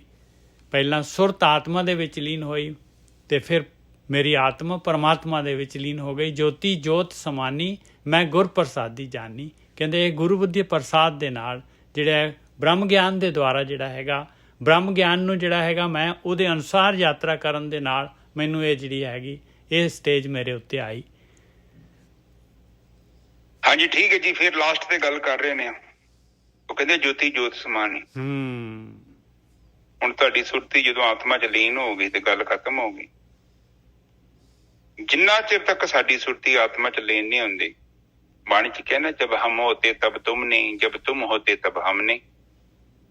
ਆਪਾਂ ਦੋਵੇਂ ਇਕੱਠੇ ਜਦੋਂ ਇੱਕ ਹੋ ਜਾਂਦੇ ਆ, ਉਹਦੇ ਵਿੱਚ ਹੀ ਜੋਤੀ ਜੋਤ ਸਮਾਉਂਦੀ ਹੈ। ਜਦੋਂ ਤੁਸੀਂ ਨਿਰਵਿਚਾਰ ਹੋ ਜਾਂਦੇ ਹੋ ਨਾ, ਉਸੇ ਨੂੰ ਹੀ ਜੋਤੀ ਜੋਤ ਸਮਾਉਣਾ ਕਿਹਾ ਗਿਆ। ਜਦੋਂ ਮੈਂ ਆਪਣੇ ਆਪ ਨੂੰ ਲੀਨ ਕਰ ਲਿਆ, ਆ ਨਿਰਵਿਚਾਰ ਹੋਣਾ ਕੋਈ ਬੱਚਿਆਂ ਦਾ ਖੇਲ ਨਹੀਂ, ਕਾਫੀ ਵੱਡੀ ਗੱਲ ਹੈ। ਨਿਰਵਿਚਾਰ ਹੋ ਕੇ ਫਿਰ ਉਸ ਤੱਤ ਦੇ ਵਿੱਚ ਆਪਣੀ ਸੁਰਤੀ ਨੂੰ ਇਕਾਗਰ ਕਰਕੇ ਰੱਖਣਾ, ਚਾਹੇ 5 ਮਿੰਟ 10 ਮਿੰਟ 20 ਮਿੰਟ 30 ਮਿੰਟ, ਉਹ ਤੇ ਪਰਮਾਤਮਾ ਦੀ ਮਰਜ਼ੀ ਹੈ ਕਿ ਸਾਨੂੰ ਕਿੰਨੇ ਚਿਰ ਦੀ ਸਮਾਧੀ ਦਿੰਦਾ। ਹੁਣ ਜਦੋਂ ਜੋਤੀ ਜੋਤ ਦੇ ਵਿੱਚ ਸਮਾ ਜਾਂਦੀ ਹੈ, ਜਦੋਂ ਆਪਣੀ ਸੁਰਤੀ ਆਤਮਾ ਦੇ ਵਿੱਚ ਲੀਨ ਹੋ ਜਾਂਦੀ ਹੈ, ਮੈਂ ਗੁਰ ਪ੍ਰਸਾਦ ਦੀ ਜਾਨੀ। ਇਹ ਜਿਹੜੀ ਵਿਧੀ ਫਿਰ ਮੈਨੂੰ ਗੁਰਮੁਖਾਂ ਦੀ ਸੰਗਤ ਤੋਂ ਪ੍ਰਾਪਤ ਹੋਈ। ਜੀਵਨ ਚ ਉਦਾਂ ਤੇ ਇਨਕਲਾਬ ਹੋ ਹੀ ਨਹੀਂ ਸਕਦਾ। ਜਦੋਂ ਸਾਡੀ ਸੁਰਤੀ ਆਤਮਾ ਦੇ ਵਿੱਚ ਲੀਨ ਹੋ ਜਾਂਦੀ ਹੈ, ਮਨ ਜਿਹੜਾ ਸੁਰਤੀ ਚ ਲੀਨ ਹੋ ਜਾਂਦਾ ਧਿਆਨ ਚ, ਤੇ ਧਿਆਨ ਫਿਰ ਆਤਮਾ ਚ ਲੀਨ ਹੋ ਜਾਂਦਾ, ਉਸ ਤੋਂ ਬਾਅਦ ਹੀ ਤੇ ਜੀਵਨ ਚ ਚੇਂਜ ਹੋਣਾ ਹੈ। ਪਹਿਲਾਂ ਕੁਛ ਵੀ ਨਹੀਂ ਹੋਣਾ। ਜੇ ਪੜ੍ਹਨ ਲਿਖਣ ਦੇ ਨਾਲ ਬੰਦਾ ਬਦਲ ਜਾਵੇ ਨਾ, ਤੇ ਸਾਰੀ ਦੁਨੀਆ ਬਦਲ ਜਾਵੇ। ਹੁਣ ਕਿਹਨੂੰ ਨਹੀਂ ਪਤਾ, ਸਕੂਲਾਂ ਚ ਜਾ ਕੇ ਵੇਖੋ ਕੰਧਾਂ ਤੇ ਲਿਖਿਆ, ਝੂਠ ਨਾ ਬੋਲੋ, ਚੋਰੀ ਨਾ ਕਰੋ, ਠੱਗੀ ਨਾ ਮਾਰੋ, ਸੱਚ ਬੋਲੋ। ਕਿੰਨੀ ਕੁ ਦੁਨੀਆ ਬੋਲਦੀ ਆ। ਐਡੇ ਵੱਡੇ ਅਫਸਰ ਬਣ ਜਾਂਦੇ ਨੇ ਬੰਦੇ। ਆਪ ਜਸਟ ਦੇਖੋ ਉਹਨਾਂ ਦਾ ਜੀਵਨ। ਬਹੁਤ ਬਹੁਤ ਘੱਟ ਲੋਕ ਤੁਹਾਨੂੰ ਮਿਲਣਗੇ ਜਿਹੜੇ ਸੱਚ ਤੇ ਚੱਲ ਸਕਦੇ ਆ। ਬਹੁਤ ਔਖਾ, ਕਿਉਂਕਿ ਆਤਮਿਕ ਬਲ ਨਹੀਂ ਨਾ ਹੈਗਾ। ਜਿਹੜਾ ਮਨ, ਜਿਹੜੀ ਮਸਤਕ ਦੇ ਵਿੱਚ ਆਪਣੀ ਸਿਮਰਤੀਆਂ ਵਾ, ਉਹ ਥੋੜੀ ਕੰਟਰੋਲ ਕਰਦੀਆਂ ਸਾਡੀਆਂ ਹਰਕਤਾਂ ਨੂੰ। ਸਾਡੀਆਂ ਜਿਹੜੀਆਂ ਹਰਕਤਾਂ ਉਹ ਚਿੱਤ ਦੇ ਉੱਤੇ ਡਿਪੈਂਡ ਕਰਦੀਆਂ ਨੇ। ਚਿੱਤ ਜਿੱਦਾਂ ਦਾ ਹੈਗਾ, ਬੰਦੇ ਦਾ ਜੀਵਨ ਬਿਲਕੁਲ ਉਦਾਂ ਦਾ ਹੋਊਗਾ। ਤੁਸੀਂ ਭਾਵੇਂ ਦੁਨੀਆ ਦੀ ਸਭ ਤੋਂ ਵੱਡੀ ਯੂਨੀਵਰਸਿਟੀ ਚ ਬੱਚੇ ਨੂੰ ਭੇਜ ਕੇ ਦੇਖ ਲਓ, ਉਹ ਬੱਚੇ ਦੇ ਜੋ ਚਿੱਤ ਚ ਹੈਗਾ ਕਰਨਾ ਉਹਨੇ ਉਹੀ ਕੁਝ ਹੈ। ਜਿੱਦਾਂ ਦਾ ਚਿੱਤ ਆ ਉਹੋ ਜਿਹਾ ਇਨਸਾਨ ਹੋਵੇਗਾ। ਹਾਂ, ਪੜ੍ਹ ਲਿਖ ਕੇ ਉਹ ਬਿਜ਼ਨਸਮੈਨ ਬਣ ਜੇ, ਕੰਪਨੀ ਦਾ ਮਾਲਕ ਬਣ ਜੇ, ਜੋ ਮਰਜ਼ੀ ਬਣ ਜੇ, ਪਰ ਉਹਦਾ ਜਿਹੜਾ ਕਰੈਕਟਰ ਆ ਉਹ ਉਦਾਂ ਦਾ ਹੀ ਰਹੇਗਾ ਜਿੱਦਾਂ ਦਾ ਉਹਦਾ ਚਿੱਤ ਆ। ਉਹ ਨਹੀਂ ਉਹ ਬਦਲ ਸਕਦਾ। ਉਹਨੂੰ ਬਦਲਣ ਦਾ ਇੱਕੋ ਹੀ ਤਰੀਕਾ ਹੈਗਾ, ਜੋਤੀ ਜੋਤ। ਮਤਲਬ ਆਪਣੀ ਸੁਰਤੀ ਨੂੰ ਆਤਮਾ ਤੱਤ ਚ ਲੀਨ ਕਰਨਾ ਪਊਗਾ, ਮਨ ਨੂੰ ਨਿਰਵਿਚਾਰ ਕਰਕੇ ਚਿੱਤ ਚ ਲੀਨ ਕਰਨਾ ਪਊਗਾ, ਚਿੱਤ ਨੂੰ ਸੁਰਤੀ ਚ, ਸੁਰਤੀ ਫਿਰ ਆਤਮਾ ਚ ਲੀਨ ਹੋ ਜਾਏਗੀ। ਹਾਂਜੀ ਨਿੱਜਰ ਸਾਹਿਬ। और मैं नाम दी चीज गोरखी साहब ਜਿਹੜੀ ਹੈਗੀ, जब हम होते तब तू नहीं, हम की चीज है, मैं की चीज है, मैं ਜਿਹੜੇ ਹੈਗੇ ਹੈ ਹੀ ਆਪਣੇ ਵਿਚਾਰ ਹੈਗੇ, ਜਦ ਵਿਚਾਰ ਬੰਦ ਹੋ ਗਏ ਤੇ ਮੈਂ ਨਾਮ ਦੀ ਚੀਜ਼ ਗਾਇਬ ਹੋ ਗਈ। ਹਾਂਜੀ ਨਿੱਜਰ ਸਾਹਿਬ, ਆਪਾਂ ਕੋਈ ਵੀ ਕੰਮ ਕਰਦੇ ਨਾ, ਦੇਖੋ ਆਪਾਂ ਆਪਣੇ ਅੰਦਰ ਕੇਵਲ ਸ਼ਬਦ ਨੇ। ਵਿਚਾਰ ਦਾ ਮਤਲਬ ਸ਼ਬਦ। ਬਿਲਕੁਲ। ਤੁਸੀਂ ਚਰਨਜੀਤ ਦਾ ਨਾਮ ਲਿਆ ਤੇ ਚਰਨਜੀਤ ਦੇ ਬਾਰੇ ਸਾਰੀਆਂ ਗੱਲਾਂ ਤੁਹਾਨੂੰ ਚੇਤੇ ਆ। ਮੈਂ ਨਿੱਜਰ ਸਾਹਿਬ ਜੀ ਦਾ ਨਾਮ ਲਿਆ, ਨਿੱਜਰ ਸਾਹਿਬ ਦੀਆਂ ਗੱਲਾਂ ਮੈਨੂੰ ਚੇਤੇ ਆਉਣ ਡੈ ਪਈਆਂ। ਹੁਣ ਕਈਆਂ ਦੇ ਨਾਂ ਏਦਾਂ ਦੇ ਨੇ, ਉਹਨਾਂ ਦੇ ਨਾਲ ਸਾਡੀ ਕੋਈ ਲੜਾਈ ਝਗੜਾ ਹੋਇਆ ਹੁੰਦਾ ਹੈ, ਉਹਨਾਂ ਦਾ ਨਾਂ ਜਦੋਂ ਸਾਨੂੰ ਚੇਤੇ ਆ ਜਾਂਦਾ ਹੈ ਤੇ ਫਿਰ ਉਹਦੇ ਪ੍ਰਤੀ ਸਾਨੂੰ ਗੁੱਸਾ ਆ ਜਾਂਦਾ ਹੈ। ਜੇ ਅਸੀਂ ਕਿਸੇ ਨੂੰ ਪਸੰਦ ਕਰਦੇ ਹਾਂ, ਜਦੋਂ ਉਹਦਾ ਨਾਂ ਸਾਡੇ ਸਾਹਮਣੇ ਕੋਈ ਲੈਂਦਾ ਹੈ ਤੇ ਉਹ ਸਾਨੂੰ ਚੰਗਾ ਲੱਗਦਾ ਹੈ। ਤੇ ਅੱਖਰ ਹੀ ਆ, ਅੰਦਰ ਕੁਛ ਵੀ ਨਹੀਂ ਹੈਗਾ। ਤੁਹਾਡਾ ਜਿੰਨਾ ਵੀ ਅਸਤਿਤਵ ਹੈਗਾ, ਤੁਹਾਡਾ ਜੋ ਵੀ ਹੈਗਾ, ਹੋਂਦ ਹੈਗੀ ਆ, ਉਹ ਕੇਵਲ ਅੱਖਰ ਨੇ। ਤੁਹਾਨੂੰ ਅਗਲਾ ਬੰਦਾ ਕੀ ਕਰਦਾ, ਪਸੰਦ ਕਰਦਾ, ਨਹੀਂ ਕਰਦਾ, ਇਟ ਡਜ਼ਨਟ ਮੈਟਰ। ਤੁਹਾਨੂੰ ਕਿਸੇ ਬੰਦੇ ਨੇ ਕਹਿਤਾ ਯਾਰ ਉਹ ਬੜੀ ਤੇਰੀ ਤਾਰੀਫ ਕਰਦਾ ਹੈ, ਯਾਰ ਬਹੁਤ ਵਧੀਆ ਬੰਦਾ ਹੈ, ਤੇ ਤੁਹਾਡੀ ਸੋਚ ਬਦਲ ਜਾਣੀ ਆ। ਕੇਵਲ ਅੱਖਰ ਤੇ ਸੁਣਿਆ ਤੁਸੀਂ। ਬਿਲਕੁਲ। ਫਿਰ ਅਗਲੇ ਬੰਦੇ ਨੇ 2 ਅੱਖਰ ਹੋਰ ਜੋੜਦੇ ਆ, ਉਹ ਯਾਰ ਤੂੰ ਉਹਨੂੰ ਬੜਾ ਪਸੰਦ ਕਰਦਾ ਹੈ, ਮੈਂ ਤੇ ਸੁਣਿਆ ਚੁਗਲੀ ਕਰਦੇ ਆ ਤੇਰੀ। ਉਹ ਕਹਿੰਦਾ ਬੰਦੇ ਨੂੰ ਅਕਲ ਨਹੀਂ ਹੈਗੀ, ਕੋਈ ਗੱਲਬਾਤ ਨਹੀਂ, ਠੱਗ ਹੈਗਾ, ਚੋਰ ਹੈਗਾ। ਵੇਖ ਲਓ, ਤੁਹਾਡੀ ਸੋਚ ਉਸ ਬੰਦੇ ਲਈ ਬਦਲ ਜਾਏਗੀ, ਬੇਸ਼ੱਕ ਉਹ ਬੰਦਾ ਕਿੰਨਾ ਪੁਰਾਣਾ ਤੁਹਾਡਾ ਦੋਸਤ ਹੈ। ਆਪ ਜਸਟ ਸੋਚੋ, ਤੁਹਾਡੇ ਅੰਦਰ ਕੇਵਲ ਜਿਹੜੀ ਪ੍ਰੋਗਰਾਮਿੰਗ ਆ ਉਹ ਅੱਖਰਾਂ ਦੇ ਨਾਲ ਹੋਣੀ ਆ। ਆਪ ਮਾੜੀ ਸੰਗਤ ਚ ਬਹੋਗੇ, ਫੋਨ ਕਿਸੇ ਨੇ ਕਰਤਾ ਕਿ ਫਲਾਨੀ ਜਗ੍ਹਾ ਤੇ ਬੜੀ ਵਧੀਆ ਫਿਲਮ ਲੱਗੀ ਆ, ਆਓ ਚਲੀਏ, ਤੇ ਗੱਲਾਂ ਹੀ ਸੁਣੀਆਂ, ਤੁਸੀਂ ਕਿਹੜੀ ਫਿਲਮ ਵੇਖ ਲਈ? ਅੱਖਰਾਂ ਦੇ ਨਾਲ ਤੁਹਾਡੇ ਅੰਦਰ ਚਮਤਕਾਰ ਕਰਤਾ, ਤੁਹਾਡੇ ਚਿੱਤ ਚ 4-5 ਅੱਖਰ ਆ ਗਏ ਆ। ਹੁਣ ਤੁਸੀਂ 24 ਘੰਟੇ ਉਹਨਾਂ ਅੱਖਰਾਂ ਦੇ ਵਿੱਚ ਹੀ ਘੁਮਾਉਣਾ। ਹੋ ਸਕਦਾ ਲੋਕਾਂ ਨਾਲ ਜ਼ਿਕਰ ਵੀ ਕਰ ਲਓ। ਆਪਾਂ ਕਿਸੇ ਨਾਲ ਗੱਲ ਕਰਦੇ ਹੈ ਕੀ ਆ, ਅੱਖਰ ਹੀ ਤੇ ਹੈਗੇ ਆ। ਬਿਲਕੁਲ। ਹਾਂ, ਹੁਣ ਮੈਂ ਨਿੱਜਰ ਸਾਹਿਬ ਨਾਲ ਗੱਲ ਕਰ ਰਿਹਾ, ਇਹ ਵੀ ਕੀ ਆ, ਅੱਖਰ ਹੀ ਤੇ ਹੈਗੇ ਆ। ਅੱਖਰ ਉਧਰੋਂ ਇੱਧਰ ਜਾ ਰਹੇ ਆ, ਉਧਰੋਂ ਇੱਧਰ ਜਾ ਰਹੇ। ਹੁਣ ਗੁਰਬਾਣੀ ਦੇ ਵਿੱਚ ਜਿਹੜੇ ਅੱਖਰ ਆ ਉਹ ਸਾਡੇ ਅੰਦਰ ਜਾ ਰਹੇ ਨੇ, ਔਰ ਸਾਡੇ ਪੁਰਾਣੇ ਅੱਖਰਾਂ ਨੂੰ ਉਹ ਡਿਲੀਟ ਕਰ ਰਹੇ ਨੇ, ਨਵੇਂ ਅੱਖਰ। ਆਪ ਦੇਖੋ ਨਾ, ਘਰ ਦੇ ਵਿੱਚ ਜਦੋਂ ਕੋਈ ਕੰਧ ਤੇ ਲੀਕਾਂ ਲੂਕਾਂ ਵੱਜ ਜਾਂਦੀਆਂ ਤੇ ਆਪਾਂ ਕੀ ਕਰਦੇ ਹਾਂ, ਨਵਾਂ ਪੇਂਟ ਲੈ ਕੇ ਮਾਰ ਦਿੰਦੇ ਹਾਂ। ਤੇ ਬਾਣੀ ਕੀ ਕਰ ਰਹੀ ਆ? ਬਾਣੀ ਵੀ ਤੇ ਪੁਰਾਣੇ ਅੱਖਰਾਂ ਨੂੰ ਮਿਟਾ ਹੀ ਰਹੀ ਆ, ਨਵੇਂ ਅੱਖਰ ਬਣਾ ਰਹੀ ਆ। ਸਾਡੇ ਅੰਦਰ ਨਵੀਂ ਪ੍ਰੋਗਰਾਮਿੰਗ, ਪੁਰਾਣੀ ਪ੍ਰੋਗਰਾਮ ਜਦੋਂ ਡਿਲੀਟ ਹੋ ਜਾਊਗਾ, ਨਵਾਂ ਪ੍ਰੋਗਰਾਮ ਵਧੀਆ ਚੱਲਣ ਡਿਆ ਪਏਗਾ। ਠੀਕ ਹੈ ਨਾ ਜਰ ਸਾਹਿਬ? ਬਹੁਤ ਵਧੀਆ ਗੋਰਖੀ ਸਾਹਿਬ, ਬਹੁਤ ਵਧੀਆ। ਹਾਂ, ਹੈ ਸੰਸਾਰ ਸਾਰਾ ਅੱਖਰਾਂ ਦਾ ਹੀ ਹੈ। ਅੱਖਰਾਂ ਦੇ ਨਾਲ ਹੀ ਤੁਹਾਡਾ ਜੀਵਨ ਬਦਲਣਾ ਹੈ।